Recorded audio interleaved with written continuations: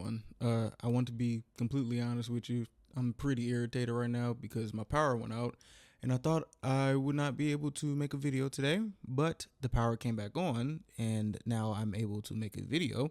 And this is one that I have been interested in checking out because I was introduced to this documentary titled The Worst Ex Ever, and this same guy was in one of the episodes. I think I watched one where he was like, what's the word? Lying about his name. And they also called him the Deadpool killer. But Stephanie says Joker killer. I was a little bit confused, but I found out his name is Wade Wilson. And this title in itself is freaking insane. It says Joker killer ran over girl to turn her to spaghetti and still has 4,000 fans who want to date him. We already know how the titles be, so I'm not really going to say anything about that right now. We know that's very disturbing and disgusting. So let's a bada boom and a bada bang. The thoughts, views, and opinions expressed by the host of this show are for authentic, honest, and entertaining purposes. Unless you don't think I'm entertaining. I repeat, this is my opinion. I am not telling you how or what to think or feel, but I do encourage you to speak your mind and have conversations. Just don't do too much. Also, this video is brought to you by Sebastine's Patreon, where you can access over 1,000 videos of exclusive content. If you want to subscribe and support this amazing community, click the link in the description below, and thank you for everything. Enjoy the video.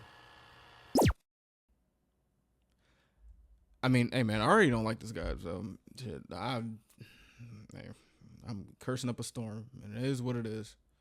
Okay. Bada bing, bada boo. Finding love is not easy, especially when you're competing against 3,900, almost 4,000 other people for the attention of just one person. Okay, wait a second. I ain't gonna lie to you. When you put it in that perspective, that is kind of crazy.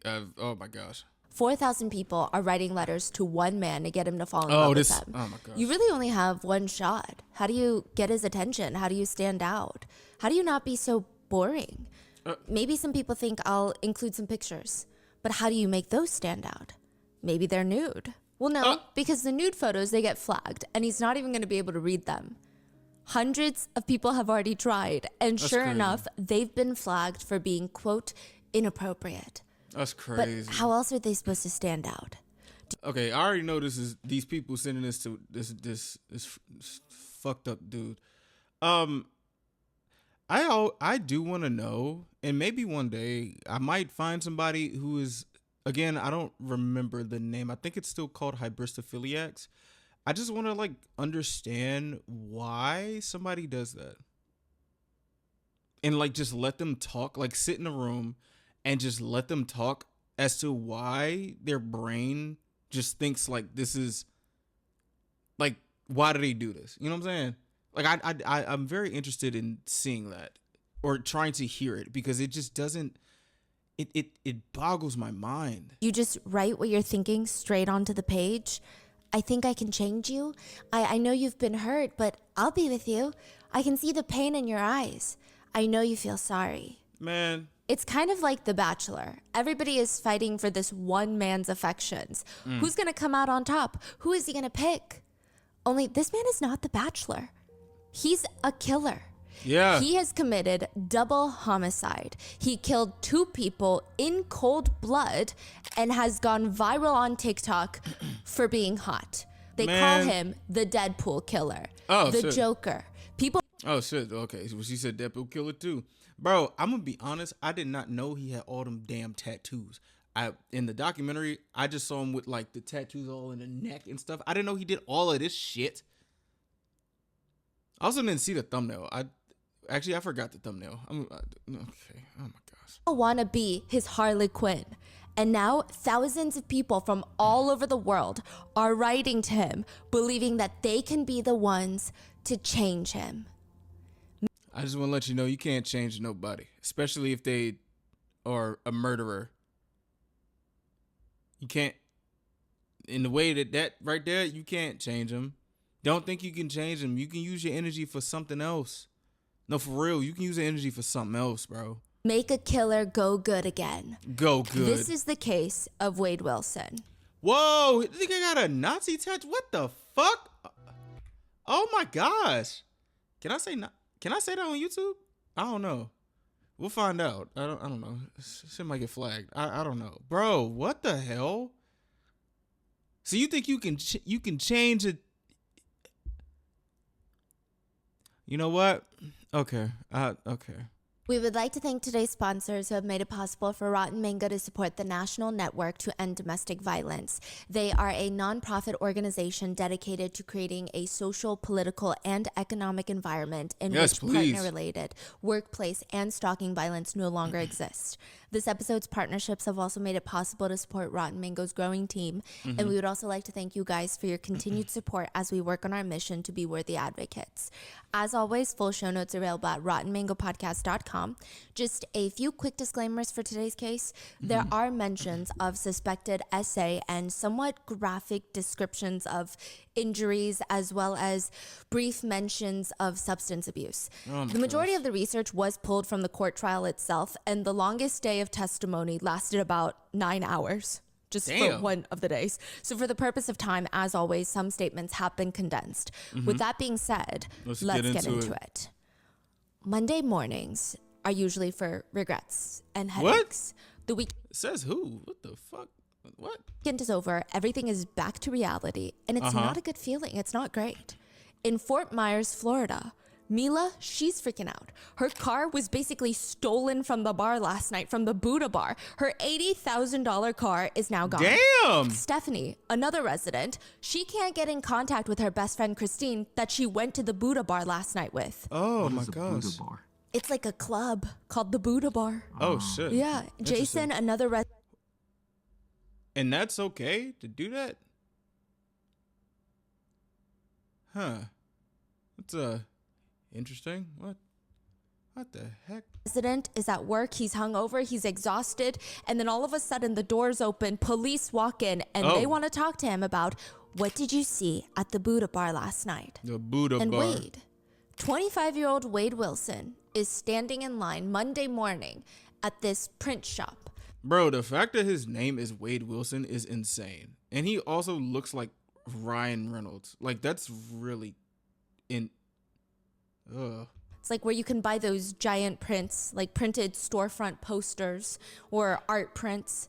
He's standing in line behind another customer who's already being helped by the owner of this print shop. And it seems like both the customer and the owner that's behind the counter, they keep glancing at Wade. They keep looking at him and acting like he's not there, acting like they don't see him or the condition that he's in, because this man is shirtless. He's also shoeless, missing a couple of teeth, and he's got blood smeared like all over his torso. What the hell? He's covered in blood. What do you mean missing a couple of teeth? Like his front tooth? A few teeth are knocked out. He's waiting for his turn to talk to the owner because he needs to tell him what the hell happened at the Buddha bar last night. The fuck? Sunday night at the Buddha bar in Florida is probably the perfect time for someone who wants to be at a bar. You get to enjoy the live music and dance and drink, but it's not as packed as every Friday, Thursday, even Saturday. You don't want to be shoulder to shoulder with people in this sweaty, humid room. It's busy, but it's not overly crowded. You actually get to socialize with some of the people there. It's not the craziest crowd, which is perfect for Mila. She just wants to have a little bit of a low-key night. Mila walks into the Buddha bar, maybe 10:30 p.m. She has this thing, okay? Mila has this thing where she never brings a purse with her. She likes to be hands-free. Her phone, her work phone, she's got 2 phones, her business cards, her wallet, her keys, everything goes into her pockets. She just stuffs it in there. And if it doesn't fit into her pockets, she usually has somebody with her that has bigger pockets than her, like her boyfriend. Wade. Oh, fuck. She gives him the keys to her $80,000 Dodge Hellcat. It's like a muscle car. Oh, shit. He has the keys to her $80,000 Dodge Hellcat in his pocket, and the two start partying it up at the bar. Oh, my gosh. So Mila is dating Wade Wilson? Yes, and she's at the bar with him, and he's got the keys to her car. Now, outside the bar, Amy just pulls into the parking lot, and she sees this sleek gray Hellcat parked outside. She's like, that's perfect. That's my best friend Mila's car, which means Mila's inside. Amy's here to see Mila. She grabs her bag, gets out the car, and she starts walking in. She's known Mila for maybe 10 years now. And this is the kind of friendship where it appears they don't really see each other too often. And when they do, it's like no time has passed. They hadn't seen each other in a really long time at this point when Mila and Amy decide, let's meet up at the Buddha bar. How about Sunday night? I mean, it's kind of the perfect night. I want to introduce you to my new boyfriend, Wade. And you live like a mile away from the bar, so it's perfect.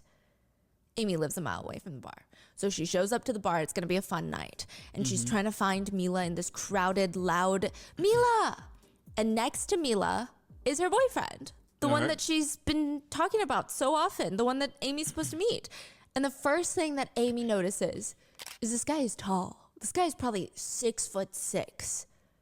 He's tall. And next to Mila, he looks even taller considering she's what, 5'2"? She's tiny. Oh, He also seems nice. He seems charming even. Wade Wilson, nice to meet you. Oh, Amy, nice to meet you too. The three of them, they grab drinks, they're hanging out, they're dancing. And then it happens. This is the one thing that every friend who goes out with couples, they dread. What? The couple starts fighting. Oh. They start arguing and the whole energy Oh, shit. I was not. Oh my gosh. just goes south. It's sour. They're arguing at the bar because they just want to do different things. Wade wants to leave the bar right now and go to a guy friend's house and maybe do a little bit of drugs. Mila, A little bit of. Okay. All right. she doesn't want to do any of that. It's Sunday night. She wants to go home early. She'd rather either stay here at the Buddha bar, enjoy the music, dance like they agreed to do, or just go home at this point. She doesn't want to continue the night at somebody else's house, and she doesn't even know this person. And what is she supposed to do? Sit there and watch them do drugs? She just wants to go home. They're going back and forth, back and forth. Nobody wants to budge. They're arguing Mila's about like, that? I've told you at least 3 times that I don't want to go over there. Nigga, I don't want to do drugs. See, this the shit. Why are we getting into an argument? I don't want to do drugs. Please stop pushing it. The Besides, hell? this bar is about to close. It's nearly 2 in the morning. I think we fuck? should call it a night. The two step away from each other to cool off. And also, she's saying drugs. That don't mean they smoking a little weed. They doing some shit. I don't want to do that. Usually, if somebody say, "Oh, we finna go to the house and smoke some gas," then I'm finna go to the house and smoke a little bit of drugs. Like, what the fuck, huh? And Amy's trying to stick by Mila's side. Maybe let's just head out, get some fresh air. I'm sure he's going to join us outside. And once he Man. gets outside, maybe he'll change his mind. Maybe he'll Man. be like, you know what, babe? Yeah, you're right. Let's go home. They walk outside the bar. Do he look like somebody that would be like, you know what, babe? You're right. Do he look like somebody that would do that? Me? I don't think so. And they hear a car engine rev and crack. Nigga took And the then they see a Hellcat. car speeding away. I ain't gonna hold you. You better report that bitch stolen. That's an $80,000 Hellcat. And it's like matte gray. You better report that shit stolen. What? That's Amy's looking at the car. This She's nigga looking at took Mila. She looks back at the car. Isn't that your car?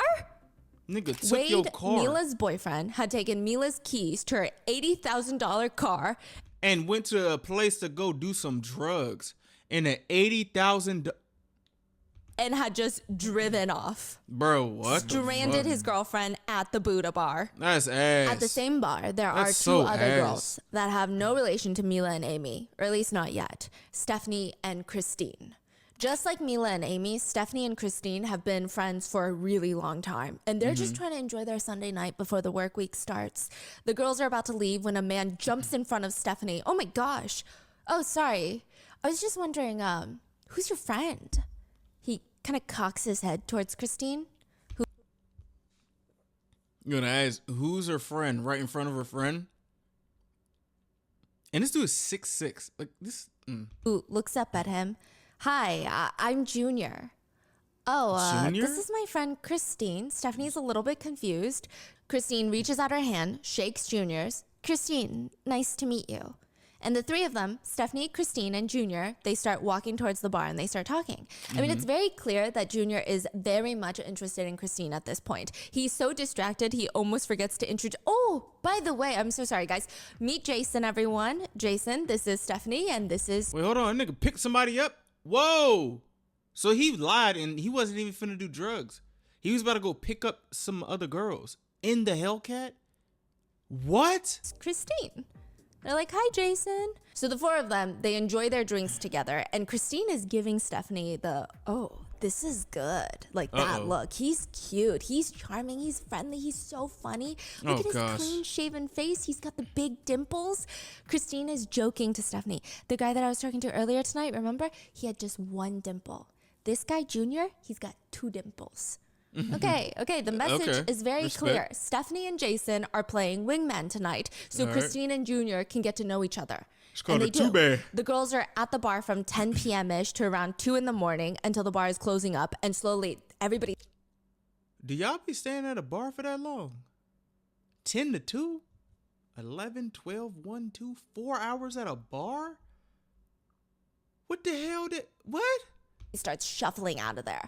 Things are going, honestly, very well at this point. Nothing feels forced. Nothing feels unnatural. The conversation is flowing so easily. And they're all standing in the parking lot for a second when it's suggested, why don't we just all go back to Jason's to finish off the night?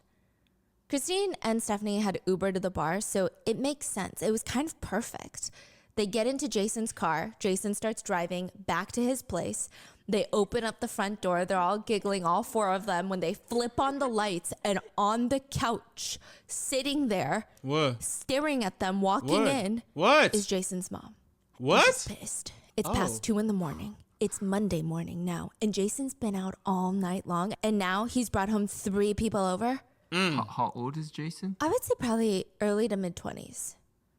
Oh. So everyone tries to make small talk with Jason's mom to kind of ease the tension. And it's not really working, so they all just run off into Jason's room to get away from the weird awkwardness.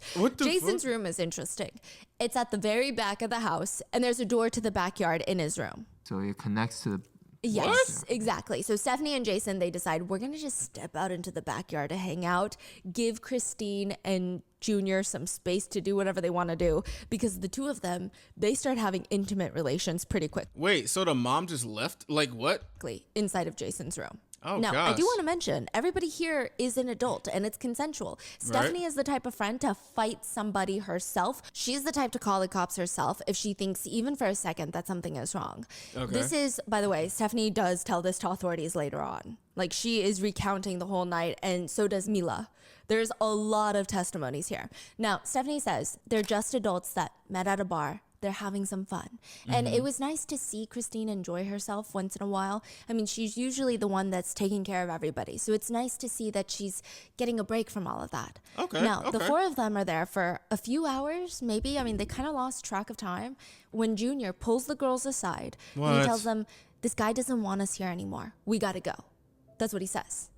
And it was at this point, Stephanie said, they realized, wait, these two guys, they don't know each other. What? Junior and Jason, they also just met at the bar tonight. What? She assumed that they had been friends. Like, they were under the impression that Jason and Junior had known each other and had arrived at the Buddha bar together as friends. But the way... Sorry, my camera just froze. What the fuck? I'm that confused. Yo, I'm that confused. That shit just fucked me up. What is going on? Why we do this? Camera. Come on, bro. Yo, this is the type of shit that I be talking about. What the heck? Come on, dude. Damn. Sorry, y'all. The way that he's saying, hey, this guy doesn't want us here anymore, it very much is indicating, I just met this guy. What? And he just slept in his room? Yes, with Christine. And so the whole thing is a little bit strange, but also not strange because it's not like anybody lied about it. It's almost like Stephanie and Christine just assumed. They made the assumption, right? And they just seem so natural. They seem like they had been friends for years. Now, it's unclear who offered or how this next plan comes into place. But the new plan for the rest of the night, I imagine it's maybe like 5, 6 in the morning at this point, is to go to Christine's house. Christine lives alone, so there's no mom that's going to be sitting in the living room waiting for them to get... So he just stole his girl's car and just said, fuck her, and just went on this side quest?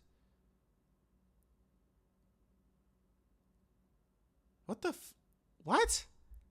Then she does live with her cat, Monty, but other than that, she lives by herself. Cute cat. So they grab all of their stuff. They throw it into the car. This I think is I actually remember Junior's this from car. the...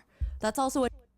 Wait, what? Okay, sorry. I think I remember this from The documentary. I think one of the girls had 2 dogs and a cat. Another revelation the girls are having. They're sitting in the car and they're like, wait, Jason drove this car to Jason's house, but now Junior's driving it. So apparently it was Junior's car that Jason drove. It's weird. Yeah. It's a little bit weird. Yeah. So they get into the car. Junior's in the driver's seat. He turns it on, and the engine is so loud.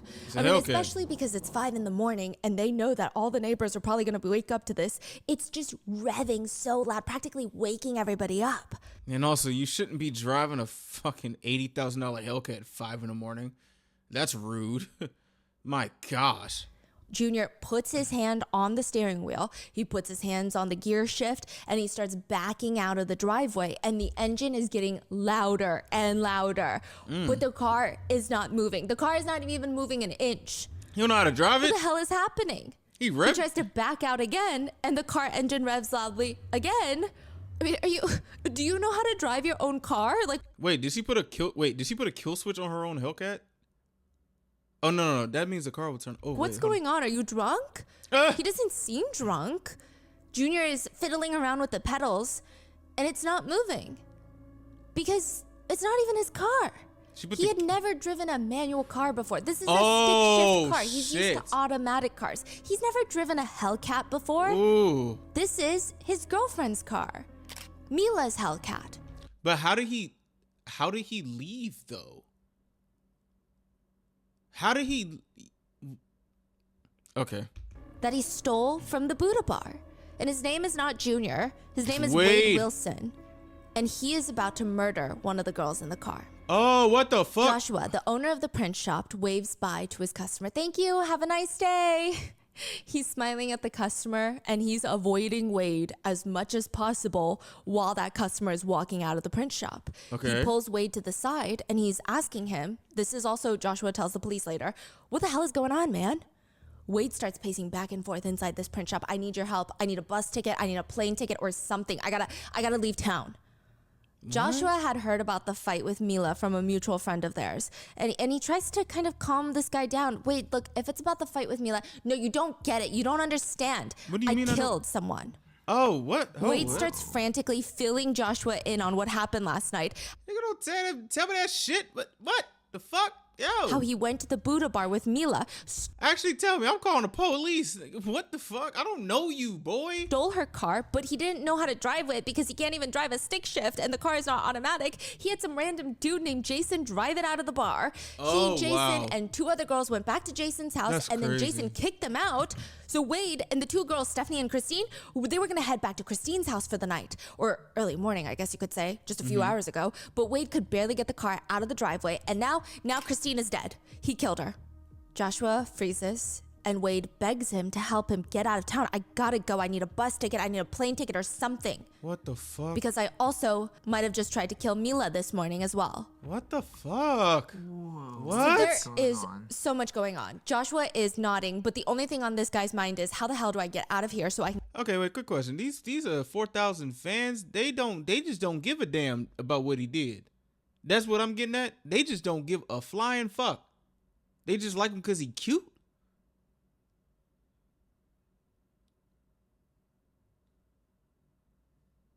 Call 911. He later tells the court this. He's like, I just needed to get out. I didn't want to alarm him to make him feel like I'm going to rat him out or snitch on him. So I'm thinking of, okay, do I tell him I need to go talk to a friend? Do I tell him I need to go smoke a cigarette? He just needs to call 911 so that someone can come and get this guy because this is not good. No, for real. Are they friends?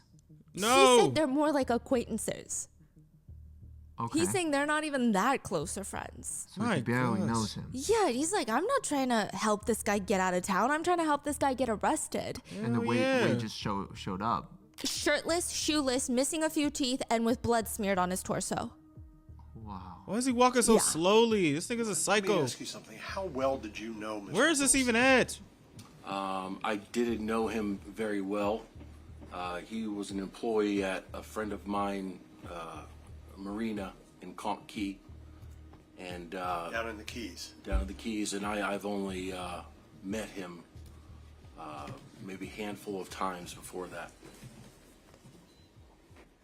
Mila's also not having the best morning either. Not the best Monday morning. This is before Wade goes to Joshua's print shop. This is early in the morning. She wakes up on Amy's couch. This is the friend that was at the bar with her. And she's staring at the ceiling, probably contemplating her life right now, okay? Contemplating how she got here. How her boyfriend Wade just abandoned her at the bar last night, essentially stole her car, and the past 6 months of her life were a living hell. Wade was probably the world's worst boyfriend for the past half year of Mila's life. Within a few weeks of dating, she had already called the police on him multiple times. He had physically assaulted her multiple times. One time, Wade apparently got very upset at Mila for these text messages that she had on her phone. It's unclear what the messages entailed or what the contents were, but they're both in the car and he's driving, blowing up on her, and she doesn't like where this is headed. So she ends up trying to get out of the car, just trying to create some distance between those two. He runs after her, ripping off her skirt. She said she wasn't wearing any undergarments underneath, so she's just running down the street in nothing but a t-shirt on, trying to find somebody to help her. He ends up tackling her to the ground, choking her in the middle of the street until she passes out. She comes back to, and she's in the car. Her hands are tied behind her with a cord, and there's this makeshift blindfold over her eyes. He said he's taking her back home. Their place at the time had a boat on the property. And it's parked on the dock, so there's water out there. He drags her onto the boat. They start getting off into the water, so there's really no way for her to escape anymore. It's not like she can just jump out the boat. And he tells her, I'm teaching you a lesson.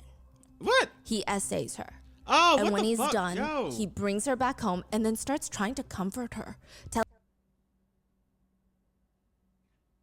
Did y'all fans know about this? Like, what the fuck?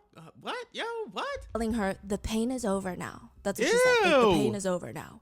Ew, yo. This is all reported to the police, and Wade ends up spending a total of 3.5 months in jail before being released on probation. He'd actually just gotten out a few days ago, and then the two of them decided to go to the Buddha bar. The fuck? But now Mila's done. She's over it. She said she just wants her car back. She wants her property back, and she will be so happy to never see this guy ever again. And now it's the next morning. She probably has a raging headache from the alcohol. If not, probably from the mess that she's in. And her phone is ringing nonstop all morning long. She's getting a bunch of text messages, Whose missed calls phone? from an unknown number. Oh, she hell finally no. squints her eyes. She looks at the time. It's around 8:45 in the morning. She calls one of the numbers back. Whoever this is calling her work phone, trying to get in touch with her. So it seems like could be work related. She owns a spa. It could be a customer. It could be a client. She doesn't know. She calls. The voice on the other end is the most agitating voice that she's going to hear all morning. What? It's Wade Wilson. Oh, gosh. And he's acting like none of that happened last night. She says hello and he's quick. Where are you? Can I come get you? No. She tells him, look, I just want the keys back to my No. car. I want my car back and I need to get it back today. I have a few things I need to do. Where are you? His dumbass don't even know how to drive the fucking car. He starts calling her a bitch and a cunt and all sorts of threats. It's just a lot. It's getting pretty heated, enough that Amy can hear from her bedroom. She says that she starts walking out into the living room and she thinks the whole energy is weird. I don't know if she necessarily heard the conversation or maybe Mila told her afterwards, but they both state that he was going from being very calm, saying things like, I love you, we can make this work, to the next time I see you, I'm gonna fucking kill you. Yeah, you gonna have to scrap up, bro. Cause nah, niggas threatening your life. You got I mean, it should have been after he stole the car, but you gotta get the car back. But Like it's just back and forth like this, just hot and cold. Mila manages to de-escalate the conversation because, again, she just wants her car back. She's not even trying to fight him or argue or talk about how messed up that was last night. She just wants to do whatever it takes to be happy and nice and get her car back and then block him on everything. She de-escalates the fight, and the two of them, Mila and Wade, they agree to meet in the parking lot of Mila's spa that she owns. oh no. Amy understands that No. as, okay, we both gotta go because you don't have a car.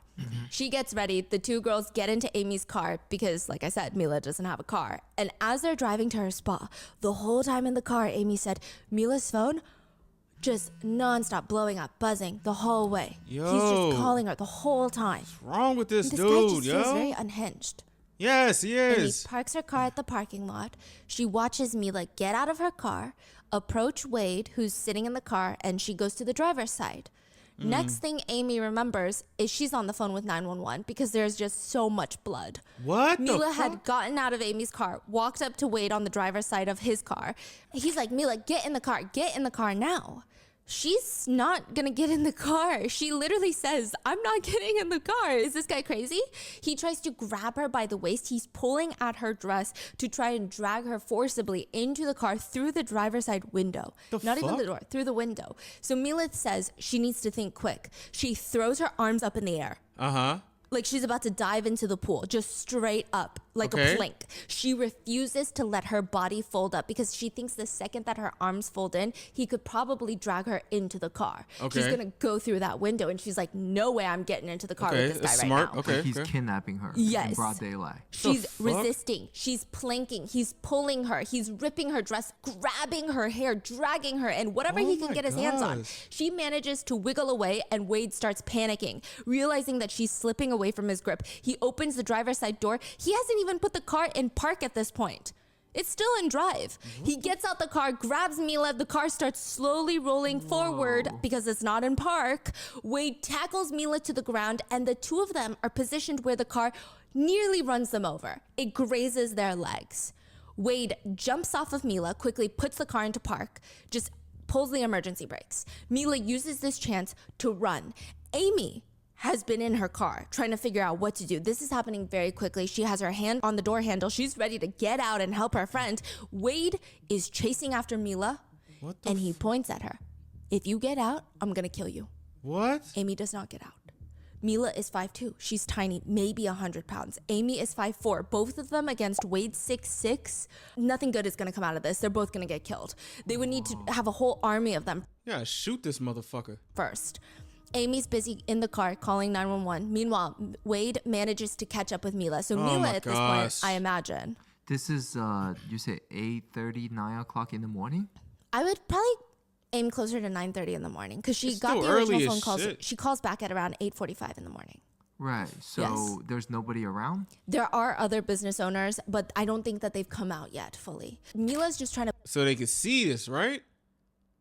They can see this, right? book it to the spa. I think her intention is if I get into the spa, I can lock it. I'll be safe. I mean, I'm hiding somewhere. Okay. Because I don't know if she knows which businesses are open at this point inside of this little retail shopping plaza or which ones are going to open the door for her. Okay. Now, Amy can see all of this. Mila is holding onto the stair railing at one point, quote, like a monkey trying to hold on. He just keeps ripping her more and more, trying to drag her into the spa. So now he wants to take her into her spa. Mila says she knows that if the two of them are alone in her spa right now, he's going to kill her. She said, I didn't know whether he was going to drag me in and then they would have to resuscitate my body. If he got me inside, I knew I was going to die. So she is doing absolutely everything in her power to stay outside of that spa. She said, I start to get beat. It all went so fast and so slow, bro. whether it would be punches, slapping, choking, that kind of nature. I'm trying to reason with him, trying to talk to him, but there is nobody behind those eyes anymore. So there's no reasoning with him. He just has these dark serial killer eyes where there's nothing to reason with. It's like looking into a black hole. You're saying words, you're trying to evoke emotions, but there is nothing behind those eyes. I'm just trying to buy time. That's what Mila says. Now, Wade has Mila pinned up against the hallway wall. Both hands are around her throat. The only time he takes his hands off her throat is so that he can pummel her face with his fist. What the At this point, two things happen at once. One, they start hearing police sirens in the distance coming closer and closer. Two, Wade punches Mila in the face so hard her nose, quote, explodes.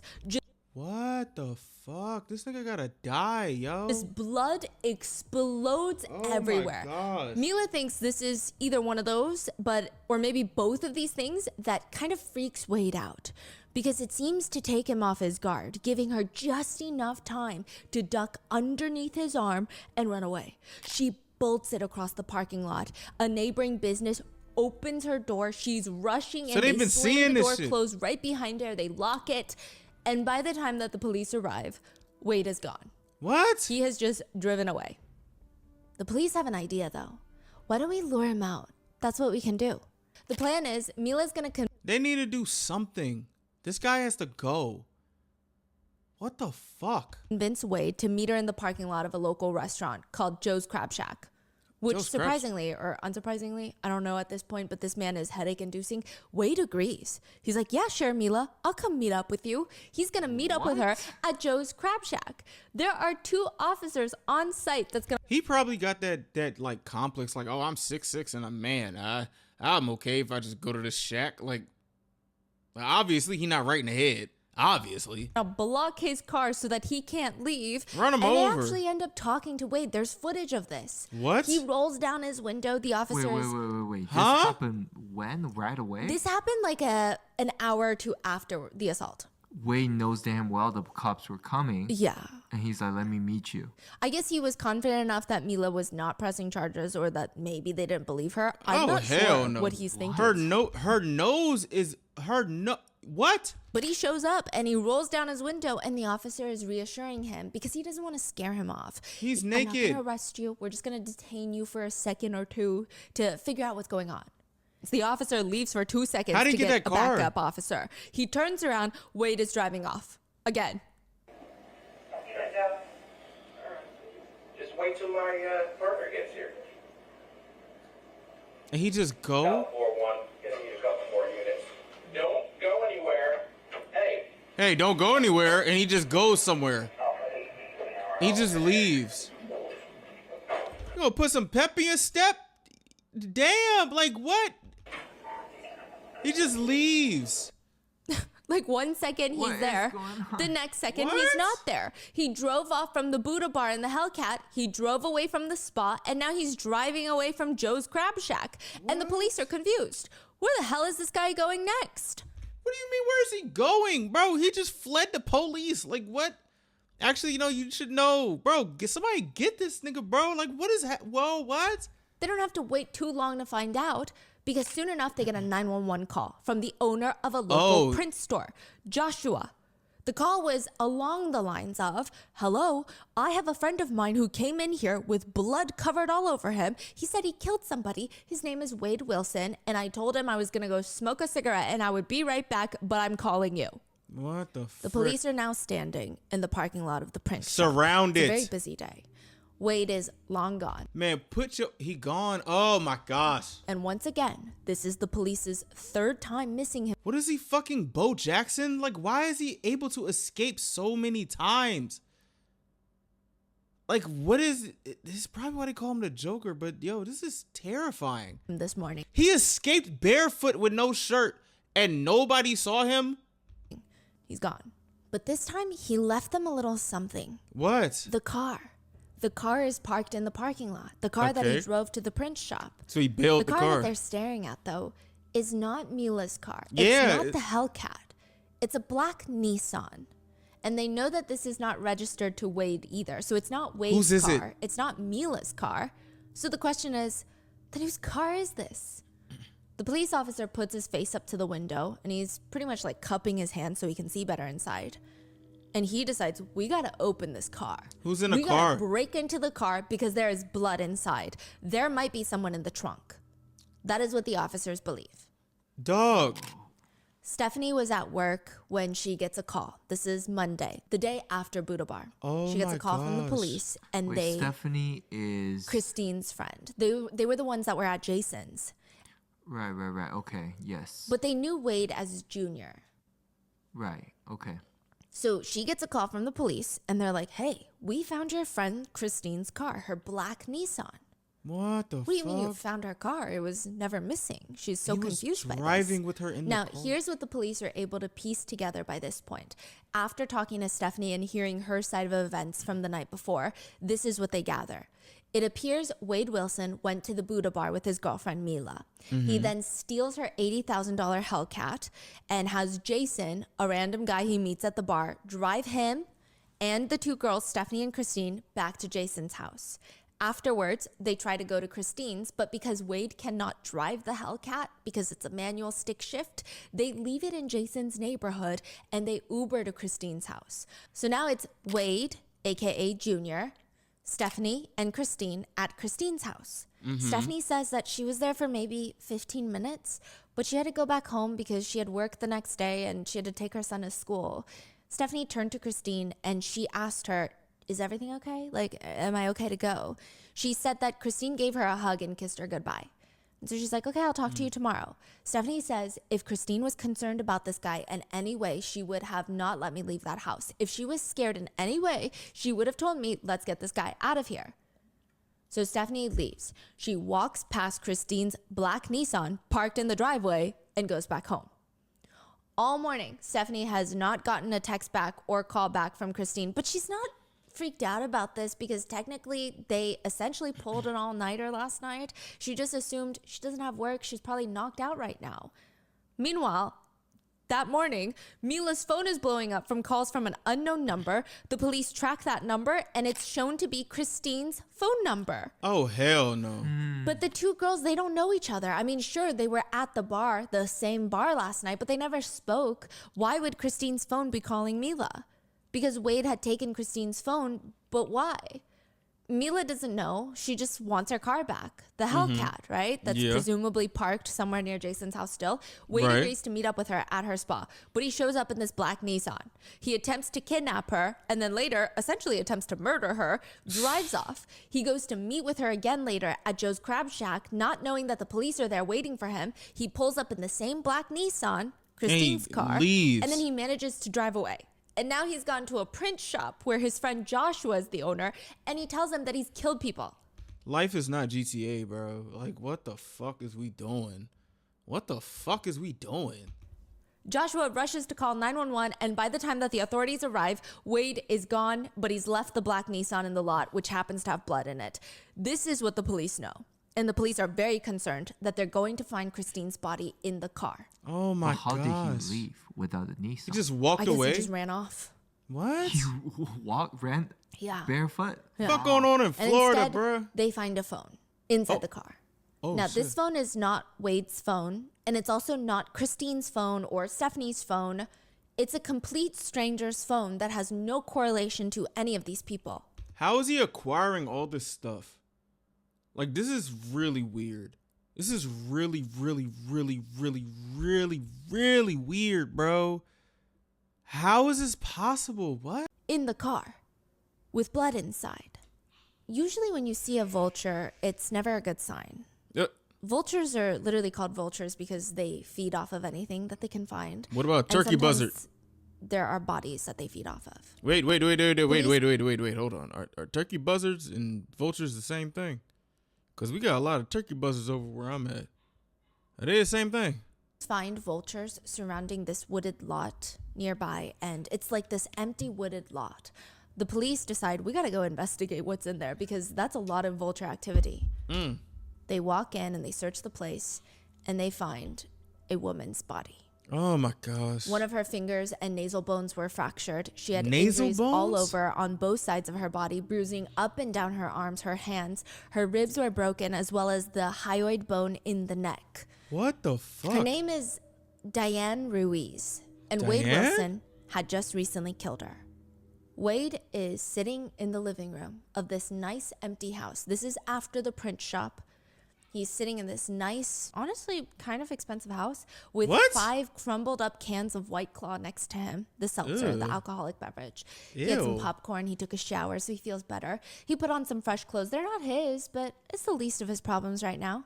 And he grabs his phone and he starts calling the person that he usually goes to. Now, whenever something bad happens, whenever he's in trouble and he needs to get out of it, this is the person he calls.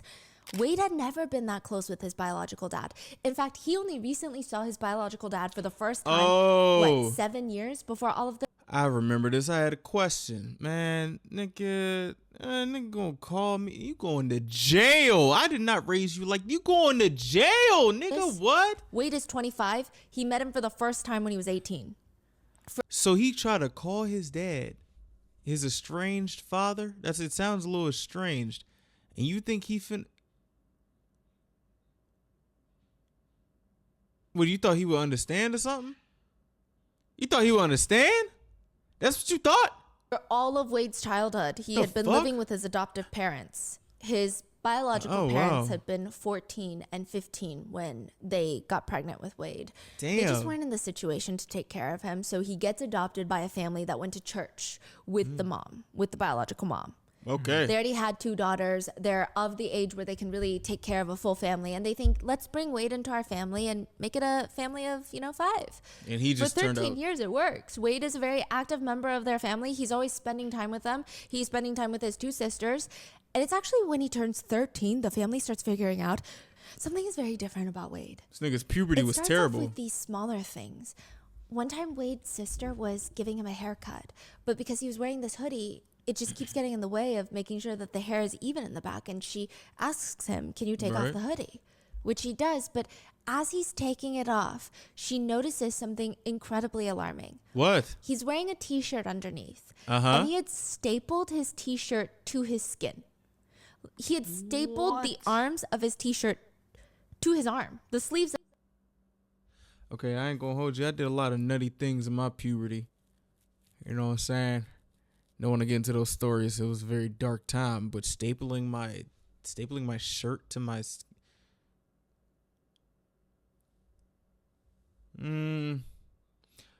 That sounds like an original statement to me. I don't know what to respond to that. What of the his fuck? T-shirt to his arm. There's What? just staples in his skin.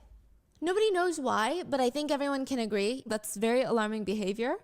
Regardless, Yeah, Wade reaches I out guess. to his biological dad when he's 18 years old. And the 2 of them, they've been trying for the past 7 years to have some kind of relationship. It's a little bit hard to do when the only time that they've really seen each other is once. And Wade only ever calls his biological dad Steven whenever he's in trouble or he needs money. Oh, that's Kind of why he like called it. that. Oh, that's why he. Oh, that's why in the documentary he presented himself as the name Steven. And also in the story about the Hellcat and the other girls and his girlfriend, he said his name was Junior. Okay. His biological Wow. dad, Steven, picks up and he's like, what's going on? Wade sounds really frantic, like he's about to lose it. And he keeps repeating to his dad that he did something that he can't take back. And he's in big, big trouble. He needs help leaving town. You ain't coming over here, nigga. There's You- 2 people who can't be here anymore. That's how he puts it. Because he killed them. He's a killer. That's what he tells fuck? him. Wade's dad does not believe him. Quick question. What would y'all do? I was posed this question. That nigga going to jail. He going to jail. Niggas ain't not raised you that way. And them nice, or I don't know what type of Christian people they was. I bet you they ain't raised you that way to do that shit. I'm trying to figure out what happened. What happened? What happened? You was not raised that way, bro. There's no way. Because he knows that Wade is always on drugs. And he's thinking he might be high right now. And he's like making up stories. He's hallucinating. He's delusional. Something's going on. But he's also kind of a fibber. Like he likes to tell fibber? these crazy stories. And most of the time they're not true. Was it So he thinks, Yusuf? okay, this guy is just really out of his mind, bonkers high. But Wade keeps calling him throughout the rest of the night, giving his dad more details on what's going on. He just told me, he did something. There was 2 people gone that would not be back. He said, I'm a killer. He You know. testified against his son. I just told him to call me back. Bro, I what just are these thought it was another tattoos, story, bro? Finally, at 10 p.m. that night, Cuz, did you see the lawyer? Bro, look at the nigga face. Look at his I face just change. told him to call me back. I just thought it was another story, Bro, did you see his face switch? It was like, wait, what the fuck? Like, huh? finally, at 10 p.m. that night, so almost 24 hours after the Buddha bar, Monday night, he starts telling his dad in detail about how he went home with a girl named Christine from the Buddha bar. They hung out, and after she fell asleep, he got on top of her and he, quote, I choked that bitch. Yeah, you're going to He jail. stated that he stayed in Christine's house for a little bit longer afterwards with her dead body. I choked that bee? Like, what? What? And then eventually he decides, I should probably dispose of her body. He grabs blankets, clothes, and he rolls her up inside the blanket, like almost how you would roll up a rug, sandwiches her. And the thought was initially he was going to put her into the trunk of her car, but he couldn't lift her. He told his dad that he thought rigor mortis had already set in, so it was making her body very stiff, and he thinks that's why he couldn't place her in the trunk. So he just leaves her in the apartment, takes her What? car, and leaves. What? The dad is periodically asking fuck? questions like, why would you do that, Wade? I don't understand. Why would you do that? And he says, I don't know, Dad. I don't know why I did it. I just wanted to do it. Cause you crazy, nigga. Wade What? then tells his dad about how he found a woman walking on the side of the road the next morning. And he was stopping to ask her for directions. This is after he beats up Mila. This is after he tries to kill Mila, but before Joe's Crab Shack.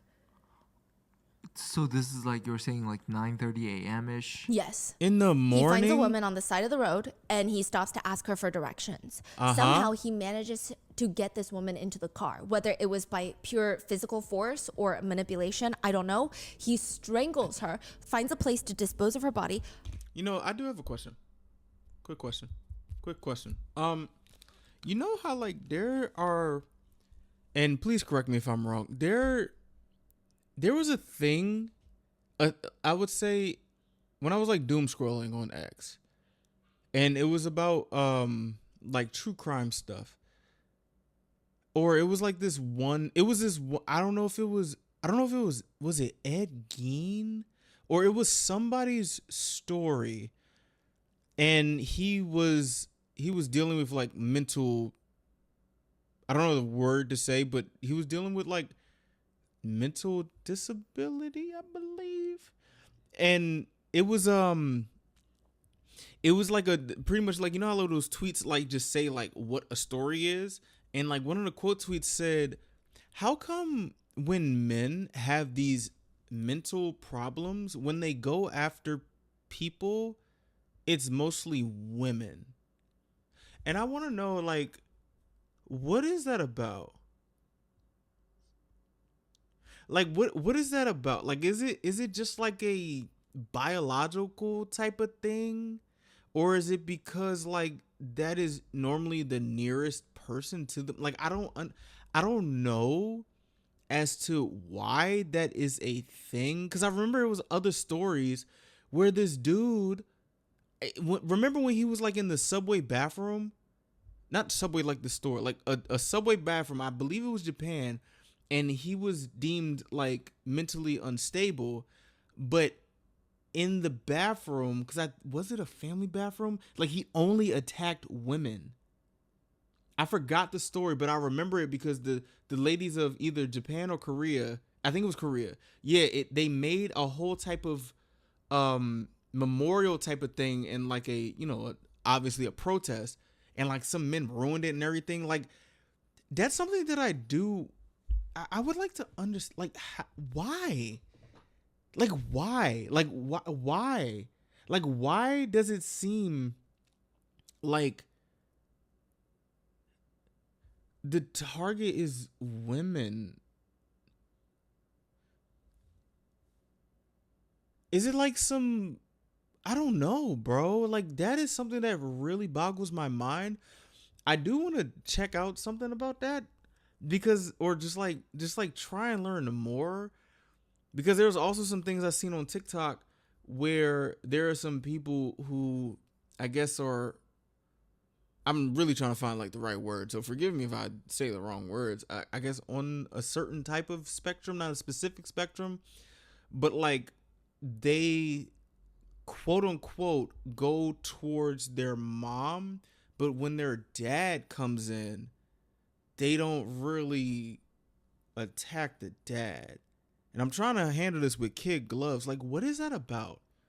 I really would like for y'all to like if you have any type of stuff or any type of like info on that, please. Like, I don't understand. But if it's just like a simple type of like, if it's just like a simple thing, then I can understand it that way. I do want to do more research, but I find that not even interesting. Just it's like, wait, why though?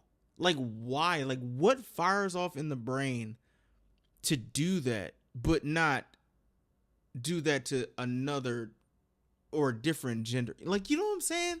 Like, is it? I'm very curious. It might get me in trouble, but I'm just curious. Drags her out of the car, and then he realizes she's not dead. So he gets into Realizes the she's car and not runs dead. her over, quote, until she looked like spaghetti. Kind of forgot that the title was like that. So these are fans. Y'all saw all of this, right? And you think you can change this motherfucker? Like, are there people out there that really think Joker is sexy? Like the actual Joker, like the character. Or these people are just like the actor that played the Joker is attractive. So whatever he's doing, like it's just like, do people know that somebody who embodies this type of character is not a good guy in any sense? Like, even in Deadpool, his girlfriend couldn't even change him. Like, I don't know. I think this calls for a video about hybristophiliacs. Because that is something that I do find interesting. Because what? He just saw like, who a says random that woman on the street and decided to brutally. Like, bro, you gotta go. You gotta go. Firing squad, you gotta go. Because what the fuck? Murder her. Yeah. For no reason. For Yes, no reason. His dad was also confused. So Steven asked, why would you do that? You don't even know this woman. And he said, I thought, F it, already got one down. The most chilling part of this is, You know, the thing about that, when we see like certain type of cases where there's like black people there, people are just able to just like say fuck them, and when they have this like no remorse type of thing. But with this guy, he has fans when they literally just say fuck it. Fuck it, I got one down. Excuse me? Like, what, bro? What the fuck? This is Yo, come on, the whole time Wade is describing what he did to his dad. And Steven, the dad, describes it as being very excited. Like, he wants his dad to be excited with him. Imagine if your son won the lottery. They want you to share in that joy. Nigga, this ain't the lottery. Stephanie, don't piss me off. This ain't the fucking lottery. And excitement with them. That's what he sounds like. He sounds very proud and happy. When he talked about these two people who were Hell no no, longer with us and that cuz. he was a killer, did he show any type of remorse? No, ma'am. But he also needs his dad's help right now to get away with this. Help him run. Get him out of town.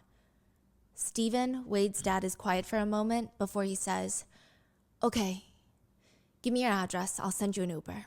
Not too long after, a car pulls up to the driveway. Nigga sent the Then police. another, and then another. Nigga sent the But it's not an popo Uber. to your ass. It's the U.S. Marshal's office. Crazy as hell. And they are here to arrest Wade Wilson. Yeah, crazy The as police hell. had already What? reached out to Wade's father, Steven, and he had been helping them. While he's on the phone with Wade, trying to send him an Uber to help him get out of town, his wife Melanie is on the side texting the police the address to where Wade is. Oh, all right, for sure. Steven is actually pretty honest. He said, as a dad, I did hesitate on whether or not I should turn him in or not. Or I ain't gonna lie to you. That may be a thing, but it depends on a certain type of context. This is nothing of a context that you should not feel less than a dad or less than a whatever to turn that motherfucker in. Okay? All right. Did you hear what Stephanie just said? Until she turns to spaghetti.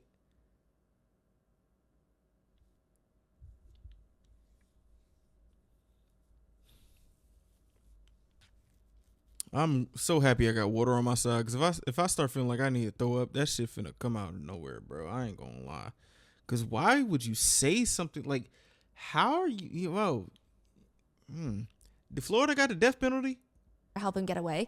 And he just thought about the immediately. I don't think he pondered on this quite long, but he said immediately he just thought, what if that had been his wife or his sister or his daughter? Exactly. Like, he can't do this. Yeah. And what if Wade is going to kill again? Then that's on him. He knows that he doesn't have a choice. He has to turn his son in. Yes. And where was Wade? You say He had broken into a random person's house in The a suburban fuck? neighborhood, and he was drinking What? 5 White Claws, eating popcorn, taking a shower, and wearing the homeowner's clothes. Like, nobody was home. They had recently just gone to Ohio, so this is like their second home. I How did believe they- they were on a flight to Ohio when this What? was happening, so they had How did he- just left. How did he know? What? But the timing is a little crazy. Now, Wade is arrested very quickly inside a stranger's house, and he's very quick to tell the police everything he told his dad. The timing is crazy. What? Shut up. The timing is crazy. Excuse me? What? So you mean to tell me, coincidentally, he just broke into a house where somebody was on a flight to Chicago or a flight to Ohio? I don't know why I thought about Chicago. Okay.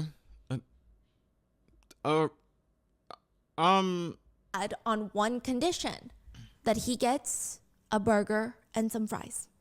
He tells the police everything. He starts from the beginning about how he stole Mila's car from Buddha Bar, goes to Jason's house where he leaves the Hellcat because he can't drive it. Then he goes to Christine's where they're finally alone. Stephanie had already left. He strangles Christine to death. My The whole gosh. thing is just bizarre. He doesn't give reasoning. After they were having fun, she was in her bed falling asleep. He just gets on top of her and, quote, I just decided I was going to kill her. Then he steals her car, drives to chair. meet with Mila, nearly The kills chair. her, runs from the police that are called on him from the spa, and as he's driving around, he sees a woman walking down the street, minding her own business. He stops the car and asks for directions. He does not need directions. This woman is Diane Ruiz. She was walking the few blocks from her house to work. She works as a bartender at the Moose Lodge. It's maybe a 15-minute walk. She's the bartender there, but I mean, honestly, she's a lot more than that. The Moose Lodge always holds these kind of events for even kids. Rest in peace to Diane, bro. I just learned a new phrase or a new word or a new term.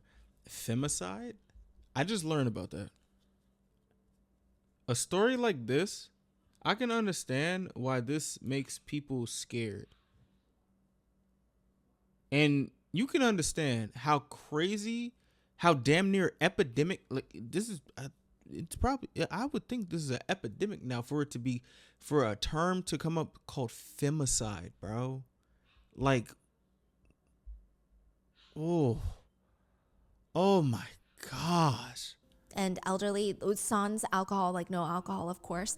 And she was always there working these events. People loved her. I mean, she had worked there for 3 years For now. no Everybody knew reason, her. bro. Whether he convinced her that he truly had no idea, and it would just be so much easier if she could just get in the car for 2 seconds and help him down the street, Man, or what whether the he fuck? forcibly dragged her into the car, or perhaps he told her, thank you so much for helping me. I can just drop you off at work since it's on the way.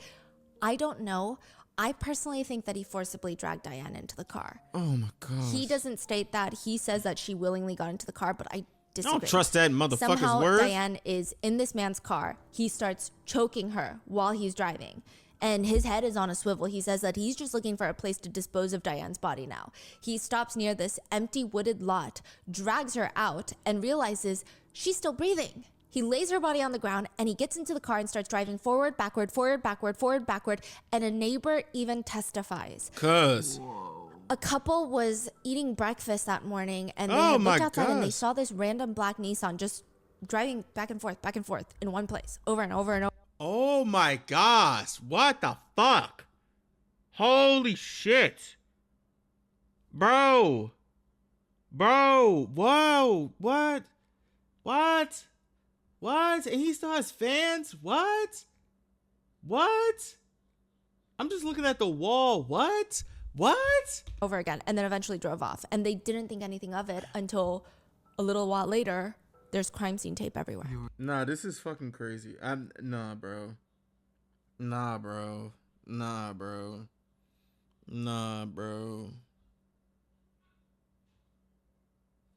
The thing about this motherfucker in the doc that I saw, he obviously had like a record. He got like arrested like what 7+ times, I think.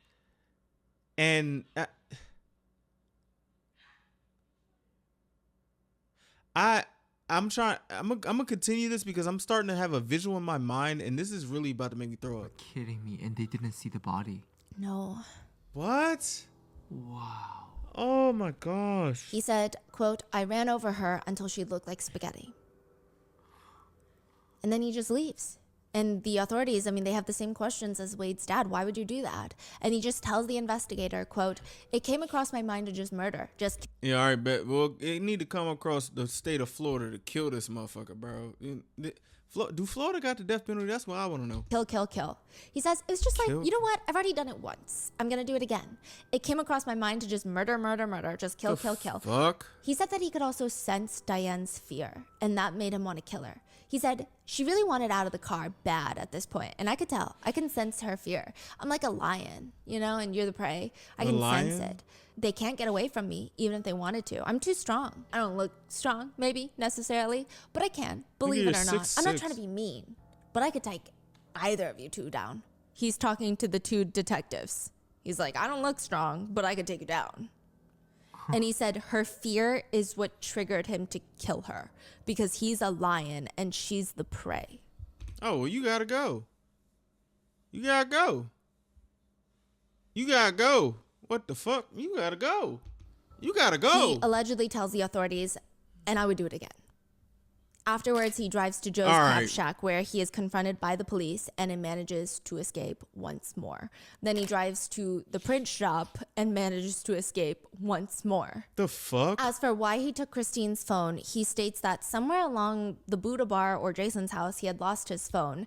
And before he left Christine's, so she's already deceased at this point, he needed a phone. He grabs hers and uses her face to unlock it with Face ID.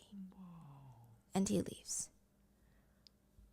Police had already arrived at Christine's house by this point, and immediately upon walking in, they knew that clearly something was amiss.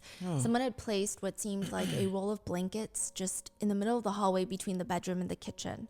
They slowly approached the wad of blankets, and they quickly realized that at the center was Christine. Oh my god. Just from looking at her, her face is badly bruised. She has a swollen eye bruising up and down her body. Her fingernails were broken and chipped, indicating that she was asleep when he started strangling her, but she awoke and there was clearly a struggle, and she fought back hard.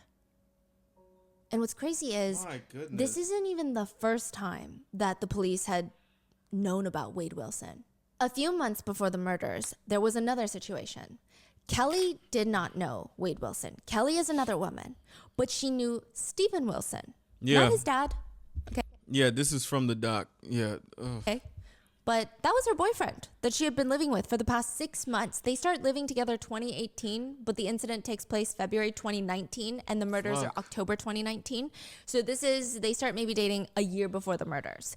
Kelly and Steven are full on living together when she finds some weird things in the house. It's like this weird glass contraption. It's obviously not hers, so it's got to be Steven's. And she doesn't straight up ask Steven about it because maybe she just has an inkling that he's going to lie to her.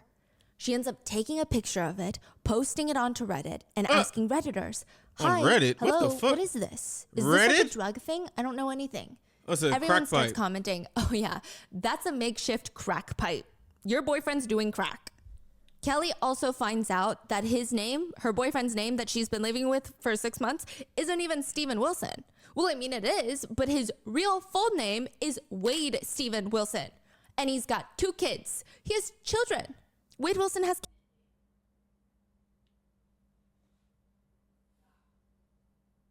kids. And he did not tell her about that. She ends up finding out through all of this by herself. She confronts him and he tries to convince her, "Those are my kids. Those are my friend's kids." Which, what? Like, we're not even getting into My the drug friend's usage. kids? She hates it. She doesn't want drugs in the house. And the fact that he's constantly lying to her, in addition to all Fool, this nigga made a makeshift crack pipe. Cause a crack pipe? And that's what I was saying about the drugs an hour ago. This nigga's doing some shit. Like a little bit of drug. Bro, I saw something in a doc. He tried to make a crack pipe out of a ballpoint pen or a pen. I didn't even know you could do that. What the fuck? Like, yo, get this nigga off the streets. of that, Kelly would catch him cheating on her multiple times with multiple different women. He would deny it. She would at times catch him on camera cheating and he would still deny it. She said this guy is a master manipulator. That's how he lives his life. How do you manipulate somebody when you're on camera? How does that happen? What? I guess one day Wade had enough of being called out on his own bullshit. Man, because what? Kelly comes home and everything is gone.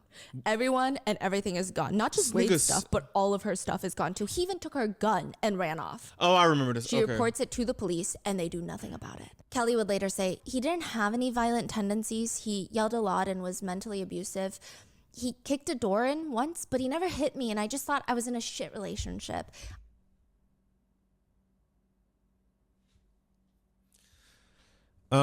I'm probably not the most sharpest tool in the shed, but that does seem like violent tendencies to me. But I'm not gonna be. It's all good. It's all good.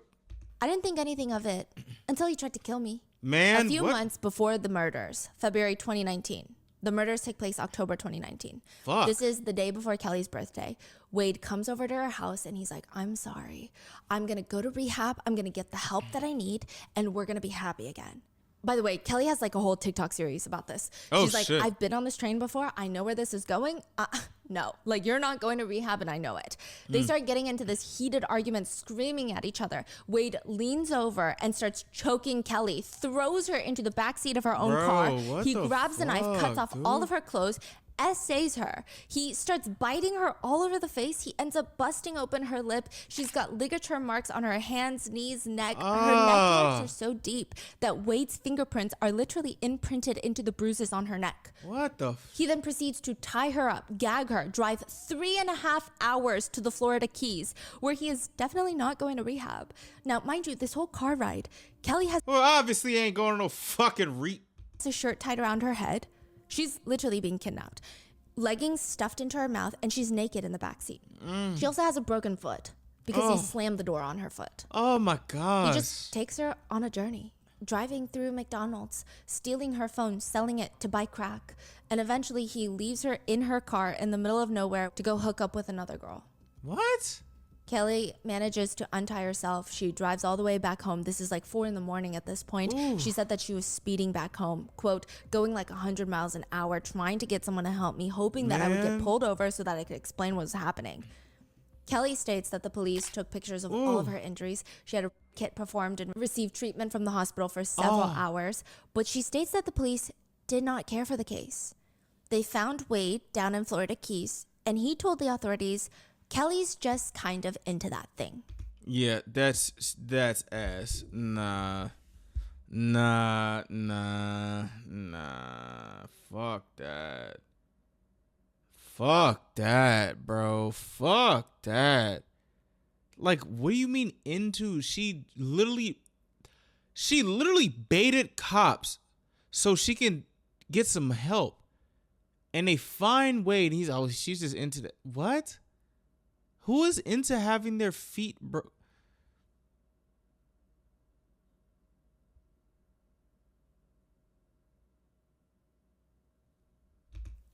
Like into that kind of thing, choking and rough stuff. Nigga, what? That's all it took. And police just That's ass. stopped. The That's incident terrible. report reads, quote, That is terrible. Based on everything learned during the investigation, at the time the case will be inactive due to the following. There are no witnesses to the alleged crime and no evidence to establish probable cause. The suspect has What happened to the rape kit?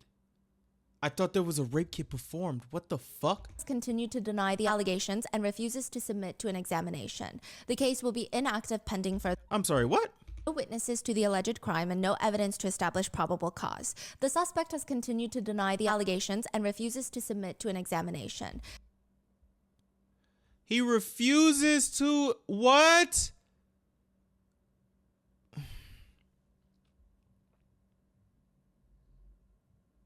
So now you can refuse a police examination if you're Wade fucking Wilson, right?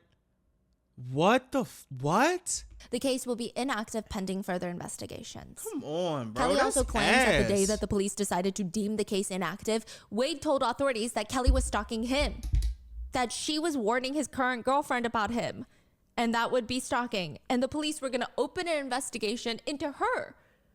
Bro, this shit suck. I am so sorry. Oh my gosh. I don't think anything came of it, but still. When I tried to pursue this, all of that disappeared. Everything from my trial was gone. I'm gonna be honest with you. I can understand why some women will be like, bro, I don't even want to go to the police. Cause like, this is fucking crazy. This is like really crazy. And just like, I get it. I can understand why you don't want to go to no police. Like, this is fucking crazy. And at the end of the day, it's just like, you're literally just left, or you're probably left with like, well, I tried to go to the proper channels and it didn't work. So now what? Like, what? That has to be a whole nother type of hell. Like, what? My photos could no longer be found. No one found them. No one has them. I've never seen them, but I remember them being taken. Kelly has also stated on her TikTok that Wade tied up another girlfriend of his and threw her out into a parking lot completely naked, and that at one point he dated a man and ended up stabbing him. Yes, so Wade dated a man prior to, I think it was after Kelly, and he ended up stabbing the man, stabbing his boyfriend. I saw This that. is all from Kelly. Yes. Wow. Yeah, Now, he did. Kelly It states was in that the she doc. has since gotten an attorney, and she firmly believes that had the police believed her or even tried to investigate a little bit, had they arrested Wade, he would have not killed the other two women later on. Yeah. Yeah. She's also very vocal about how much she hates the man, which is understandable, but she says, I want nothing to do with him until it's time to watch him fry, and I will be in the front row with a big old sign saying bye. Yeah. I respect it, bro. This nigga need a fry. Like, not even the type of Fry?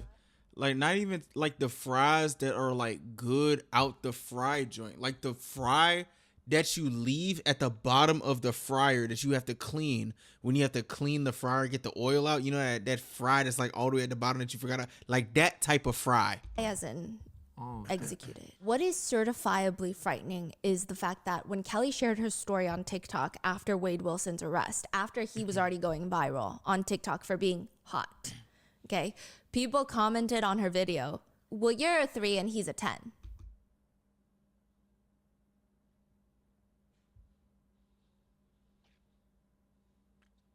Who's saying this stuff?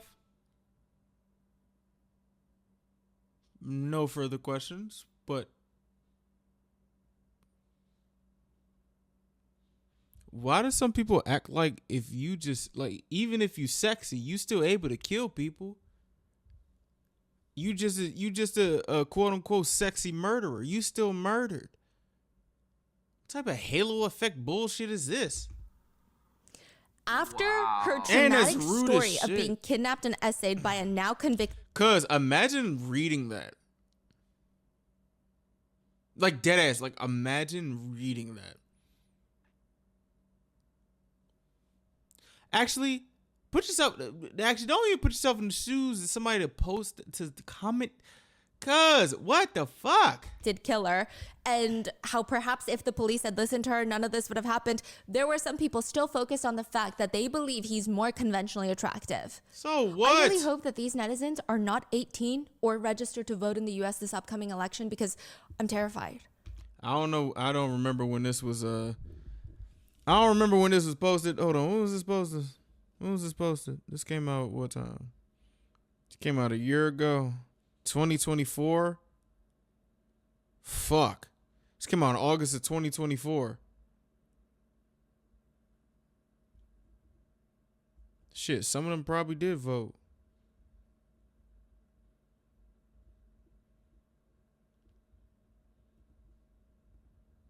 Now, some people on TikTok seem to excuse double homicide for the pure fact that they like this man's face tattoos. He has a fucking Nazi tattoo, bro.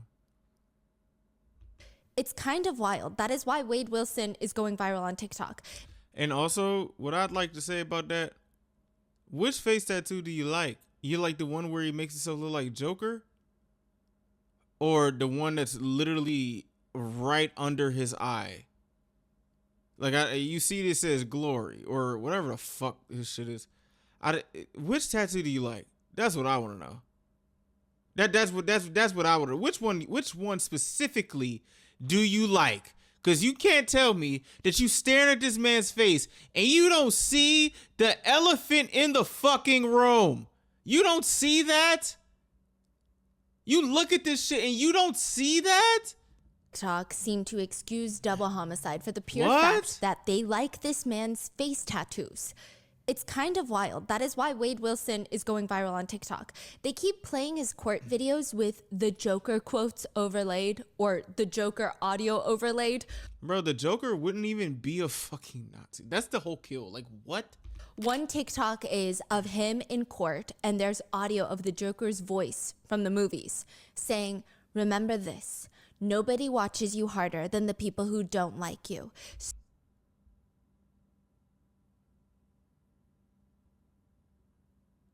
He has a tattoo that says pray with an upside down cross. And I don't think that's like Peter's crucifixion cross. I think that's one of those type of upside down crosses. So give them a show they'll never forget. The fuck? It's like fan edits, right? Yes, he's on trial for double homicide. There's also this one moment in court The internet was a mistake. The internet was a mistake. where I don't know why he's doing this, but he's kind of placing both of his hands and sliding them over his frontal pants area. And the comments are genuinely thirsting over this move. They love his hand placement. And when someone tells them and sliding them over his frontal pants I thought y'all don't like man spreading. What are we doing? What the fuck? area, and the comments are genuinely thirsting over this move. They love his hand placement. And when someone tells them, "Hey, this is actually insane," they say, "We don't like what he did, but we just like his face tattoos." And see, I have a problem with that. Let us have a Me too. And I know which one. Which one you gonna save the most heinous for last, which is probably the first one that we fucking see. full rundown of some of his tattoos and their meanings, shall we? Even after some of these people have been told what the tattoos mean, they still don't care though. I'm just gonna preface that. He has the word live tattooed on his fingers, Live. He has TTG tattooed on the right side of his What's that, train to go? That's what that means? Bro, this nigga looks like fucking Jake Gyllenhaal. Oh my gosh. Holy shit, this is scaring me. forehead, which allegedly stands for time to go Oh, time to go. or train to go, as in ready to fight. He has bread for war tattooed in big letters under his chin, again, as in ready to fight, ready for war. He has the letters NMM on his left jaw. That the meaning seems a bit more up in the air, but some people believe that it's a reference to Deadpool, the Marvel character. Wait, what's that? Wait, what? N as in Nancy, M as in mom, M as in mom. So that's the tattoo that Wade Wilson is the Deadpool's name in the movie. So they share the same name. Yes. Wait. And that's why some Wait, what? What? Is this like the comic Deadpool? What? people call him the Deadpool killer right now, especially because the new Deadpool 3 came out around the same time that his yeah. verdict came out. And yeah, it's Wow. just the timing is horrendous. Are you now, fucking serious? Deadpool's alter ego is Wade Wilson, and Deadpool actually gets M-Day tattooed on his body for the day that the mutants lost their power. Yeah. So some people think it's a reference to his name being Deadpool, but it's very unclear. Around his eye, he has the words, "Why so serious?" which is likely a reference to Heath Ledger's iconic line in 2008's The Dark Knight as Yeah. the Joker. And then he has the words, "Ha ha ha," tattooed underneath. Same thing. He also has a wannabe Glasgow smile tattooed onto his face, which is, you know, where the Joker has his lips cut to his ears. Yeah. He has it tattooed though. So it's not a real cut. It's a tattoo. And it might have to do with Heath Ledger's next line in the film, which is, "He sticks the blade in my mouth. Let's put a smile on that face." So it's, why so serious? He sticks a blade in my mouth. Let's The whole kill about this is like the Joker story is so fucking sad. And this nigga's trying to embody this shit. I don't like this guy. I hate this nigga, bro. Like, what the fuck? Like, what? put a smile on that face.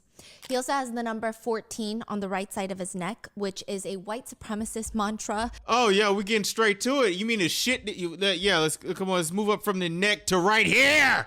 That stands for the 14 words they live by, which is, "We must secure the existence of our people and a future for white children." I didn't even know that. Wow. You learn something new every day on a Rotten Mango channel. Shit. The fuck? He has the number 88 tattooed on his neck next to the 14, which is the numeric code for the 8th letter of the alphabet, aka H. So 88 would be HH, What? and for white supremacists, it stands for Hail Hitler. I did not know none of this. What the fuck? Hey, cuz, y'all like this shit, bro? Y'all like this shit, cut? Whoa. And the combination of the numeric codes 14 and 88 is typically a very white supremacist number. He also has 2 Nazi symbols, one under his right eye. Yeah, in case you're like, well, no, the 1488 could mean something else. Maybe it's January 4th, 1988. No. No, he has a Nazi symbol under his right eye and another one on his scalp. But Oh my gosh. Oh my goodness, what the fuck? Y'all like this nigga? Yo, what? a lot of the times the one on his scalp is hidden by his hair. Cause the Joker wouldn't even be on this type. Bro, what the fuck? It's huge. It takes up like half of the right side of his scalp. Neither would Deadpool be on this type of timing. Like, what? Now, the thing is, when he went to the Buddha bar in 2019, when he committed these murders, Please don't tell me that, oh, this is like the Buddhist symbol that... Please don't tell me. Please don't tell me he tried to do that. Please don't tell me he tried to do that, bro. he did not have any face tattoos. Otherwise, I don't think Mila would have dated him. I don't think Christine would have given him the time of day. I don't think Diane would have even stopped momentarily to help give him directions. I mean, you see one Nazi symbol on the face, you're running. But There's he two didn't of have them. any of these tattoos on his face in 2019 or in his mugshot. He wasn't allowed on bail. So how did he suddenly show up to court with these tattoos all over his face? Who gave it to him? October 2020, almost exactly a year after the murders, Wade has been sitting in prison waiting for this upcoming trial. He was obviously denied bail. And that is when a little note gets slipped underneath a different cell door. The note reads along the lines of, I'm here for 2 murders, but I'm going to leave around 1 or 2 a.m. There's also an address. This is where I want to be picked up. It seems like an arrangement of sorts. What do you mean you're leaving at 1 or 2 in the morning? This is prison. You don't just get Yeah, I was about to say. And also, prison be making y'all wait after that little drop date. What? to leave when you want to leave. A man named Curtis in the cell picks up the note and he smirks. Curtis? Message received. I mean, for Curtis, not for Curtis's cellmate who's sitting there like, what do these people think we're doing? This is not an episode of Prison Break. He goes to the guards, tells them what he saw, everything. He tells them from start to finish. The guards storm the entire cell block, full lockdown in pod 1. And sure enough, in one of the cells, the glass on the window had been cracked. Side note, the window is too tall for anyone to actually climb through, but the metal stool that was bolted onto the ground was also found to have been pried off. Someone had ripped it off from the ground. Damn. So whoever did this, they're determined to get out. I But mean, not yeah. smart. Wait. So, what does that mean? So they Okay, broke the window is really tall. Uh-huh. So there's no way that anyone, even someone 6'6", could Yeah. get through the window unless they have some sort of leverage. But the furniture in cells are usually bolted to the ground because of that reason. Someone had pried off a metal stool that's bolted to the ground. So Nobody heard that? they can step on it. Yes, they ripped it off so that they can step on it. Wow. They're determined, but they're not smart because even if you get that window cracked open, it's so small. Like, they make them small for a reason. Yeah. It's not going to fit an average male body through it, let Ma'am? alone a 6'6" dude. So what happened? Additionally, even after the window, you're still talking about multiple layers of barbed wire, guards with guns, security, alarm trigger, CCTV. I guess we'll never know if they had a whole plan to outsmart any of that because both Wade and his cellmate are caught. Ugh. They're charged with attempted prison escape and criminal mischief. More years? I mean, side note, the whole time Wade is in prison waiting for his trial, he is just overall a mess. He keeps reaching out to news networks to talk about what happened, and each time he would just change his story. First, he stated Christine was alive and well when he left her house, and that Diane was the one that asked him for a ride, and that he dropped her off at a bus stop. Are you guilty of those murders? Did you commit those murders concerning Christine Melton and Diane Ruiz? No, ma'am, I did not commit these murders, and I'm innocent. I did not, no, ma'am. April Nah. Not buying it. No. Hope that chair is comfortable for you. I ain't gonna hold you, cuz. of 2023, Wade was caught running an El Chapo wannabe scheme in prison. He was charged with attempted trafficking of crystal meth. How the inside fuck? a prison. How the fuck? Yo, what the fuck, dude? He also snitched on another inmate of his who Ooh. was trying to kill the mother of his child. There is an inmate by the name of Tristan Gendon, and he wanted to kill the mother of his child. He asks Wade, "Can you help me kill the mother of my child, who's obviously not in prison?" And Wade is like, "How would I do that? I'm in prison." And he says, "Well, of course, I think you know some people on the outside." He promises Wade a $250,000 payout, which I highly doubt that he's telling the truth here. And I think Wade also knew that Tristan is not a believable character. Tristan even wrote this letter for Wade detailing how he's going to get paid. He literally writes the evidence. Also, this is not taken. You're not finna get $250,000 for that, especially from somebody like. Yeah.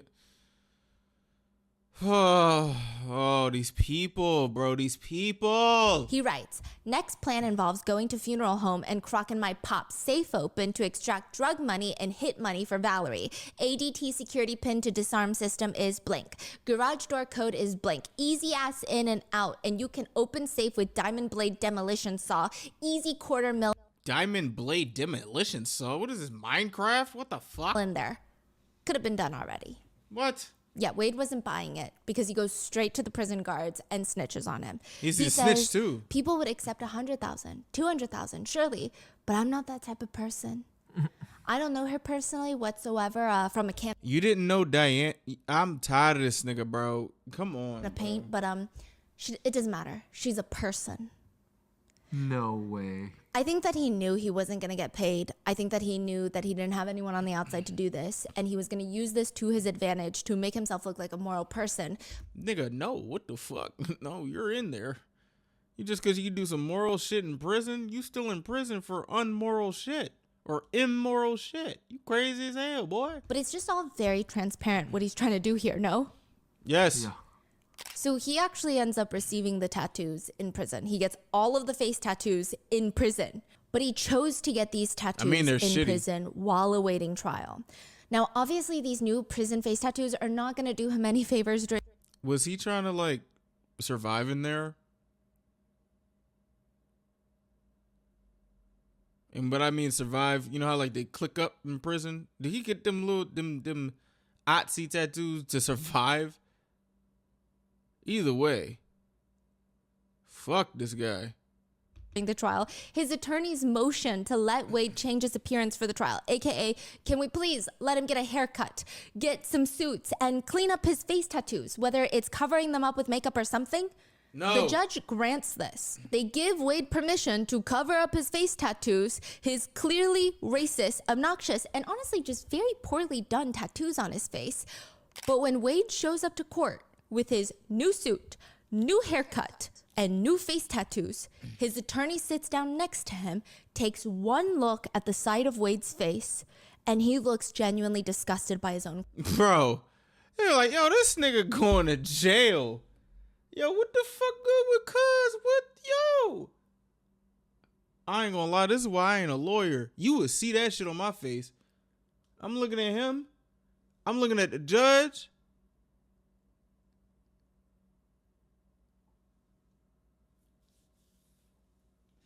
Shit. What? He shakes his head and he whispers to the co-counsel, and he just looks grossed out because Wade asked the judge for a haircut. He does get one, but he does a strong fade on the sides of his head, and he's basically showcasing the giant Nazi symbol tattooed onto his scalp. Yeah, so he gets the tattoo in prison, these very, very specific tattoos, and he decides to show it in court. I think that says more than enough. Yeah. And he goes out of his way to show it in court. Yeah. Okay, covering up the face tattoos, maybe that's... I honestly don't know why he wouldn't do that. But to intentionally get a haircut to show off the scalp Nazi symbol, it's crazy. I would say if he, with what he did about that murder he did when he was driving back and forth, and when he was like expressing why he did that, like that fuck it mentality, I feel like that's how he's feeling. 100 years. He probably didn't get 100 years. 100 years! Damn This it. is not even like a momentary, like, oh, I'm not. No. Like, this is like a decision he made over Yes. and over and over. Yes. Now, that moment of the attorney being disgusted by his own client has gone viral online, as well as Imagine the barber just like, yo, y'all really got me doing this shit. Like, it's so many steps to get him into this courtroom. It's just like, yo, what? another moment that Wade shares with another one of his attorneys, a blonde female attorney. Oh, he gosh. is leaning closer to whisper something, which is kind of what you do in court. You can't really speak loudly. But that moment has been romanticized by some people on TikTok because they keep comparing this scene to the scene of Harlequin and Joker from Suicide Squad. And that's the worst Joker. You know what? I'm tired. Okay, end this. Come on, please. Yeah, there are edits all over TikTok of just Wade walking into the courtroom, and I guess there's a noticeable bulge in his pants. And the comments on the fan edit of him walking into court read, "It walked into the room before he did." And people are having a blast. There's another fan edit where he's walking into the courtroom in his suit, and there's 2 police officers watching him because, you know, he's a dangerous killer. But the song on this one goes, as I walk, you know this song, as I walk through the shadow of the valley of death, I take a look at my life and I realize there's nothing left. They think he's the Joker. And the comments read, he walks in like he's about to lead a very important all company staff meeting. No, the fuck he doesn't. Like, what, bro? Bro, I need to do a hybristophiliacs video because I can't grasp my head around this. He walks in like he's a model for Hugo Boss. The attorney has a thing for him for sure. He walked in like he's the attorney. Wait a second. Hold on. This is a quick thing from a former fashion student. It's just so fitting, right? Because Hugo Boss is headquartered in fucking Germany. What the fuck are we doing?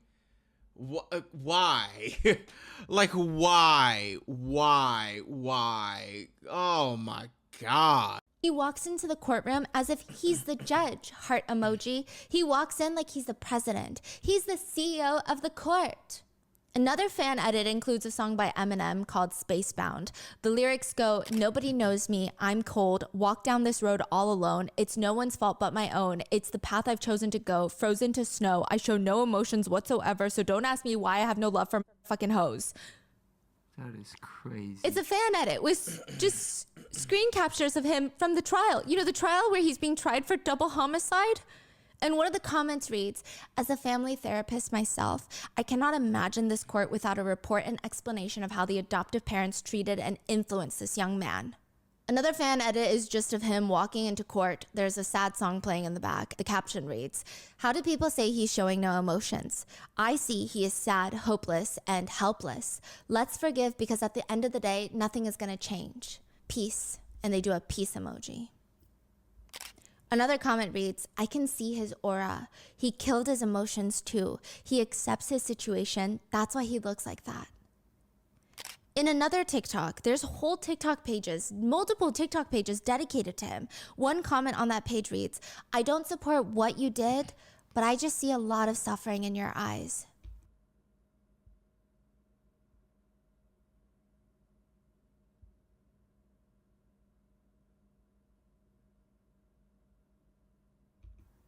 There is also a change.org petition to stop Wade Wilson's death penalty execution because this is a death penalty trial in Florida, which I wouldn't even be talking about this petition in this context if it were a genuine, or at least in my opinion, a genuine petition organized by those who genuinely just are opposed to the death penalty across the board.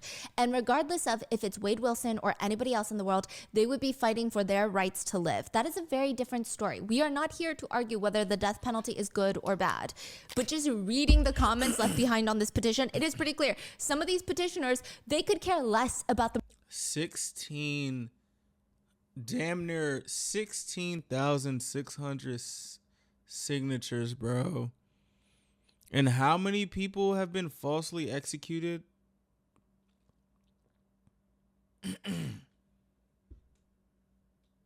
Sometimes is why I say we are in a simulation. Morality behind executions carried out by the state.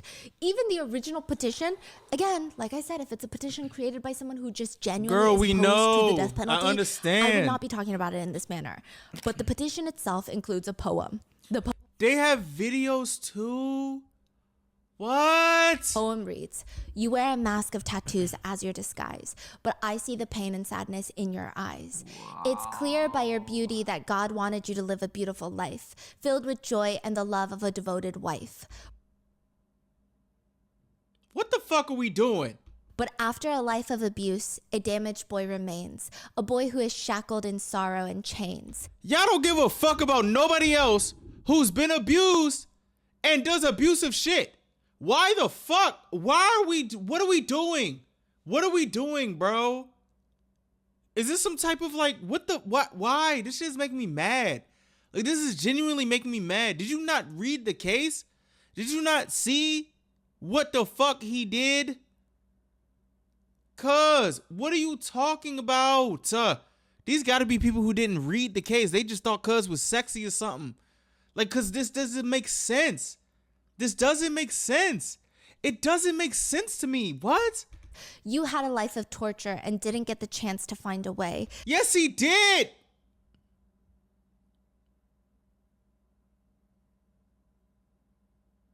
I'm gonna calm down. "To fight the demons you face night and day. As the verdict looms, the world spreads hate. But let us pause for a moment and contemplate. Because see, this shit pissing me off so much, my fucking camera froze again. Like, bro, get the fuck out of here with this shit, cuz. This shit pissing me off. This shit is pissing me off, bro. And the lady that tried to get justice, this shit didn't even fucking happen for her. Like, what the fuck are we talking about? Like, oh my god. Behind the bravado, the world should see a frightened boy who deserves our sympathy." No, he deserves to die. What the fuck are we talking about? Like, what? Oh my gosh. Please, bro. I'm sorry. I can't with this shit, bro. I can't. "In your gaze, there's a desperate plea for a little understanding." Like, you over here saying this to an empathy. You saying this to somebody that said, I wanted to see her turn to spaghetti?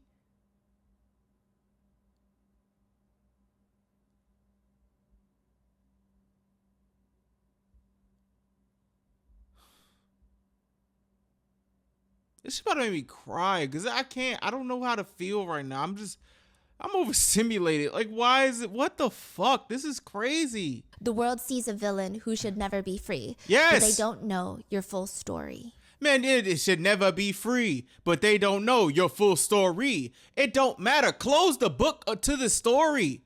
No bibliography. Burn this book. Yo, no. What about the ladies he killed? Like, what are we talking about?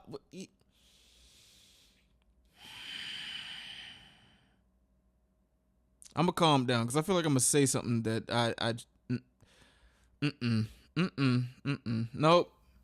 Nope.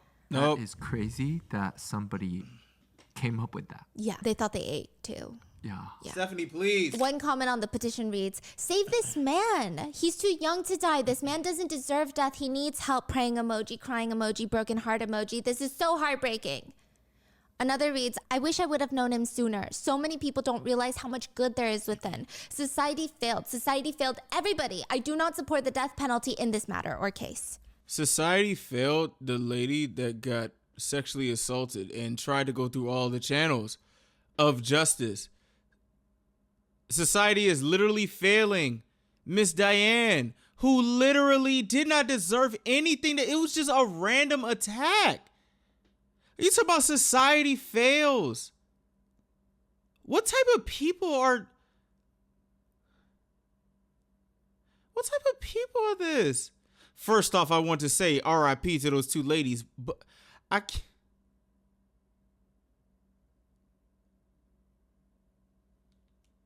Help. What do y'all think? Help. My brain is to mush right now. I don't know. Oh my gosh, I'm getting a headache. Please end this video. Come on, Steph. Come on. The death penalty is murder. Murder is a sin. Therefore, if he is sentenced to the death penalty, it makes them no better than a murderer. So the fuck what? Okay.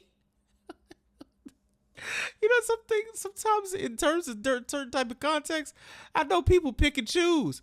You pick and choose, bro. They've been doing death penalties for how long? We know everything is a sin. He sinned and we finna sin again. He don't need to be out in the streets. He's protecting y'all. That shit is protecting y'all. Or what? Y'all want him to just sit in jail so he could write letters to him? Man, whatever, bro. What the he fuck? still needed time to develop. He's 25, okay? He had a rough upbringing into his adolescence. So did... The pain in his eyes from seeing his dad brought out hidden trauma of neglect and abandonment. Suffering in your own pain brings a lot of cognitive issues and out of touch of reality. This guy deserves a second chance to... Hey, I just want to say, as somebody who has felt neglected as a child and all these other things and a bunch of shit that's happened to me, never in my life have I thought to do none of this shit that Wade Wilson did. Does I know I don't hold no weight. Y'all think I'm ugly. Oh, why for sure. Like, what the fuck? Like, huh? Like, what? Realize there's consequences. He may be a father, and we don't want the same pattern to occur with his children. He has suppressed thoughts and needs proper psychological treatment. He's very young to be sentenced to death. Yes, he did murder 2 innocent victims, but I believe he does have mental issues. I've been exposed to people with different types of mental issues, and I'm sure if you get to know him, you would notice these things. He should have received medical help when he was a small child. I believe that he would not be at this point today then. Another one reads, nobody can decide if a person lives or not. Not just because it's the law, it means, they can decide if a person lives or not. Them. It doesn't even make coherent sense. At this point, irony is just sitting in the room with us. Another person comments, we all make bad choices, some worse than others, but there's no reason to kill somebody for the things they did. These people are delusional. One just reads, save Wade. He doesn't deserve the death penalty. Save Wade, save Wade, save Wade, save Wade. Or, I think he was set up for this. He deserves a chance to speak. Yes, he was given a chance to speak. He said he ran an innocent woman over until she turned into spaghetti. That's what he said. Some people in the comments actually question his guilt. So that's a whole thing. Some people believe that he's being framed. Where did they get this crazy idea, you ask? From Wade Wilson himself. In 2020, the year after his initial arrest, he told a news station that he had been involved with some very shady people in the past, like really shady. They were traffickers, trafficking syndicates. They trafficked all sorts of commodities, drugs, humans. He used to manage the product, aka he used to groom women for them, manipulate the women into becoming victims. And then he wanted out. He was like, my soul needs to heal, basically. I need to get out. And they said, no, you're never getting out. And he said, no, I must. And they framed him for the murders. A man is guilty until proved innocent, and he is not guilty until proved innocent. And the thing about it is that I don't, I'm just a man sitting in jail, and I'm being slandered, I'm being talked down to, I'm being put on a very bad place. I'm being put in a very bad place, and it's not fair to me. I have a family, I have 2 children. So because of that, one comment in the change.org petition reads, there are too many holes in this story. You know how many people got locked up and are not actually guilty? Imagine putting someone to death and they weren't guilty. I believe he's covering for someone. He already... Bro, they do that all the time. What are you talking about? He said he had to lie and confess. This is not the... to protect his kids. What if he didn't do it and we kill him? And the death penalty won't bring them back. Someone who is in pain and has had lots of trauma deserves a chance to be happy and find God, even if it's locked away. He deserves a chance at life with meaning. Yeah, I don't think he's looking for God. So, And his kids deserve to have their daddy around. It's likely that some of these netizens have a sexual interest in those who commit crimes. It usually manifests in those who believe that they can change someone, that someone is so evil and is so willing to kill, but they will go to the ends of the earth to, I guess, protect the ones that they love, that only they can heal the inner child of the killer and nurture them. They think that they're living in their own dark romance novel, but no. And also, doing what? what are the steps to do that? That's what I want to know. People that say stuff like that, like how, like what's the 10-step program for that, or a 5-step program? Like what is it? Like I see a step program for like everything in life, but that. How are you gonna do that? That will be one of the questions if I ever interview a hybristophiliac. What is the 10-step program to change a murderous murderer with Nazi symbols twice on his fucking head? 1 in black ink and 2 where it's just a fucking outline in his head. Big as the sun's ass. The sun, like the sun. Big as the sun's ass. We can all see it. Oh, you're living in a true crime documentary because you're going to be next. Like, I don't know how else to put it. And I know some people consider this case a book talk case because there were some people. Thank you, Stephanie. Oh my gosh. I was about to ask, is this like a book talk thing? Oh, thank you, Stephanie, for like appeasing my brain. I was about to say it. I was really about to say it. I promise I was about to say it. Oh my gosh, because it doesn't make sense.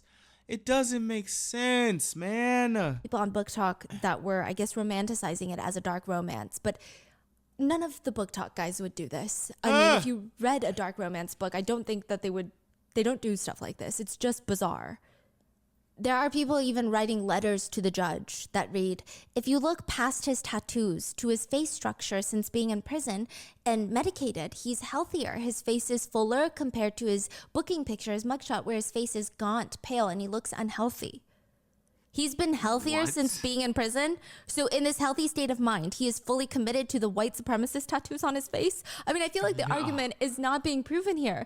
Again, we're talking about the white supremacist Wade Wilson. Not only is his face a walking racist poster board, but he's part of the prison gang Unforgiven. It is the largest white supremacist prison gang in Florida.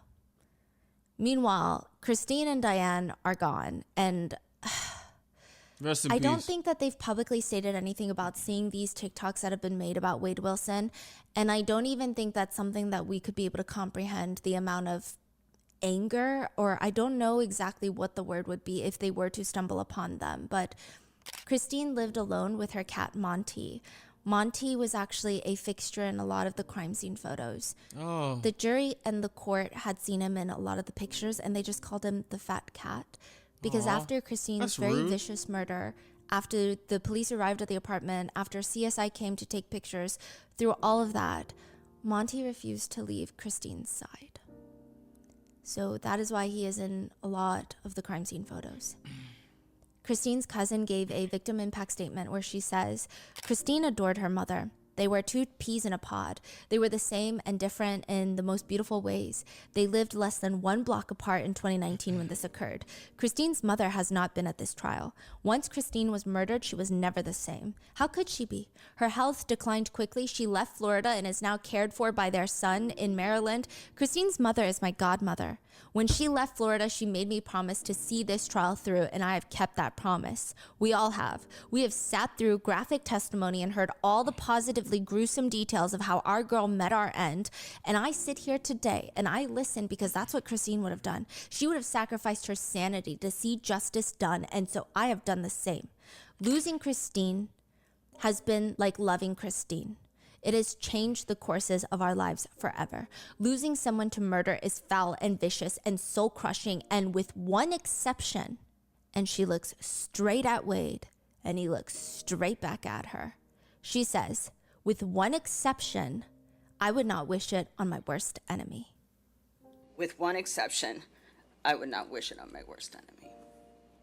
The prosecution has won this trial, but I assure you, the family, friends, and loved ones of Christine Ann Melton have only lost.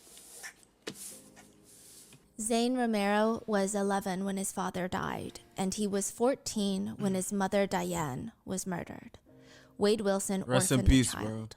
bro. Rest in Now peace, in bro. court, Zane is 19. I mean, he's barely an adult, but he's somehow brave enough to stand in front of his mother's killer. He tells the court, my name is Zane Romero. I'm a 19-year-old college student going for my bachelor's in graphic design. I am Diane Ruiz's youngest child. I was 14 when she passed.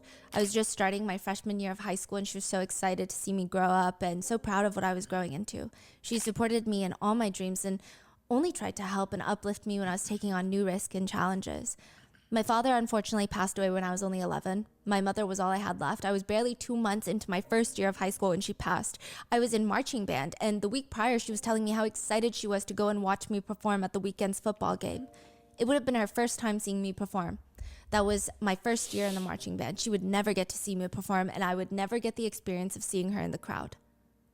My mother supported my dreams and only ever wanted me to succeed in life. She always made sure that all the hard work I was putting into my education wasn't going unnoticed. She would always show up with these random gifts that helped me succeed in life for what I needed.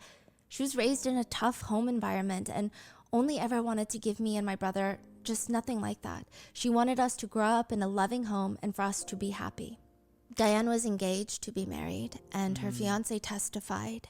He broke out into tears during his testimony because that morning, the last text message she ever sent him was, she was upset at him because she didn't think that he kissed her goodbye before he left for work. Oh, fuck. And he said that he absolutely did.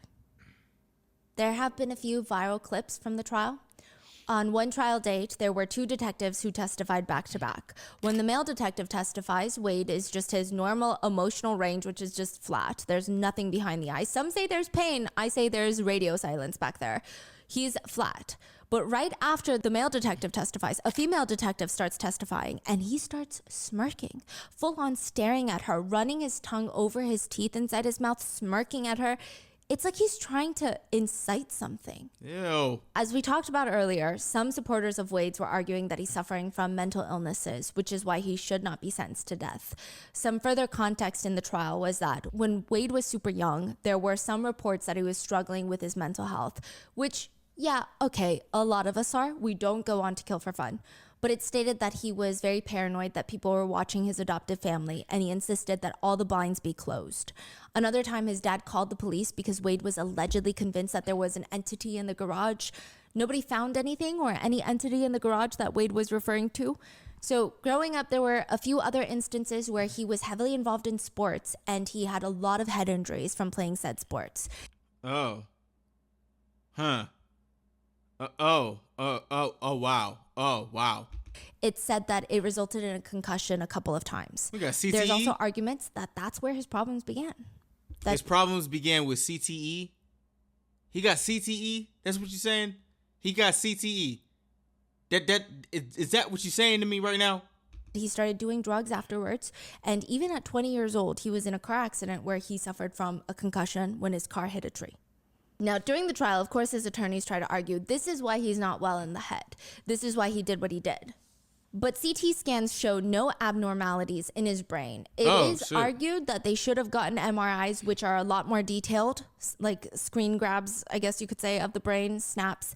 But prison records show that he's been diagnosed with multiple different conditions, including depression, anxiety, bipolar disorder, schizophrenia, and antisocial personality disorder, which again, many people have been, and they don't kill anybody. Multiple doctors were called in to analyze Wade and testify later on the stand.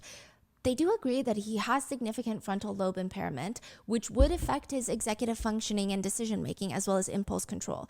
And he also likely suffers from some sort of mental disorder, but so do a lot of people, and they don't kill anybody. Exactly. The prosecutors argued that he was clearly not in a state of psychosis when he committed the crimes. There's evidence of him very clearly trying to run away from the crimes multiple times from the police. He's trying to get help. He's trying to go and get a train ticket out of there, a plane ticket. They also argued that the damage to his brain could not be a mental disorder and could just be from prolonged drug use. Which, like, should society have to pay for that? Like, that's crazy. The jury deliberated for 1 hour and 45 minutes and voted 9-3 in favor of the death penalty. Now, this is very interesting because Florida not too long ago passed a law where the death penalty does not have to be unanimous. Okay. Yes. Florida. So 9-3 is enough. 10-2 voted for the death penalty for the murder of Diane. So 9-3 for Christine's murder and 10-2 for the murder of Diane. During the reading of the verdict, he is completely emotionless. Like, he had more emotions when the female detective was testifying. The judge will be the final decider on whether or not he will be placed on death row and further executed by the state. The judge is going to make that final decision August 27th of 2024. So in like a week or two. August 27th? Yes. Yeah, we're about to look that up as soon as she says we'll see you in the next episode. In a few weeks. Yeah, in a few weeks. Later, one of the jurors, an anonymous female juror, would tell Wink News, there were times where, you know, he and I would lock eyes and just stare at each other. And there's definitely a very noticeable weight in the room when you're sitting with somebody that has done these horrific things that he did. There are certain images that we had to see during this trial that we can never unsee. Mm-hmm. And that is the story of Wade Wilson. And how he's gotten over 4,000 letters at this point, I'm sure. 4,000 letters, yeah. Digital letters, physical letters, nude photos that have been flagged. Almost 200 nude photos that the prison guards were like, yeah, we're not going to let this through. Wow. People genuinely think that they can change him. And they love his face tattoos, which is, I feel like, it's basically, you're racist. If you love his, I don't even know what to say. How can you love his face tattoos? Mm-hmm. They're not even well done. Mm-hmm. What are your thoughts on this case? Please let me know in the comments, and please stay safe. She ain't say see you next time. Oh, all right. Well, first off, we about to see Wade Stephen Wilson. Wade Stephen Wilson is still alive and currently resides on death row, in Florida. He's sentenced to death in August 2024. With recent challenges halted in February. Okay. He's doing appeals. Okay. Now he's on this damn worst ex ever. This is the one episode I saw. So it's not been finalized. You know what I said about the fries at the bottom of the fryer? I stand on what I said. Sorry everyone whoever doing that.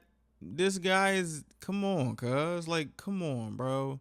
And also death row, they don't just get you gone the next day. You do spend some time awaiting. I don't know if it's I don't know too much about death row, but death row, you'll be there for a minute, depending on the state. But at the end of the day, rest in peace to those women. Just the fact that this dude was able to not only escape consequences, pretty much do whatever the fuck he wants, and just start tripping and everything, having no explanation, and also having fans because he look a little sad. He like a sad puppy with these nasty ass tattoos. I don't even want to say this is like a social experiment of how people view other people depending on how you look. But this is nasty. This is very, very, very nasty. I mean, dude literally said, I wanted to see if she turns to spaghetti. Who sane says that? But what do y'all think? I really, really would like to know. Yeah, fuck this guy. And I ain't gonna lie to you, he also ruined Deadpool for me and Joker. This nigga is actually really fucking disgusting. I hate this nigga, bro. I hate this nigga, man. And hate is a strong word. And I'm gonna say my prayers later for saying this. I hate this nigga, bro. Cause what the fuck? What the fuck?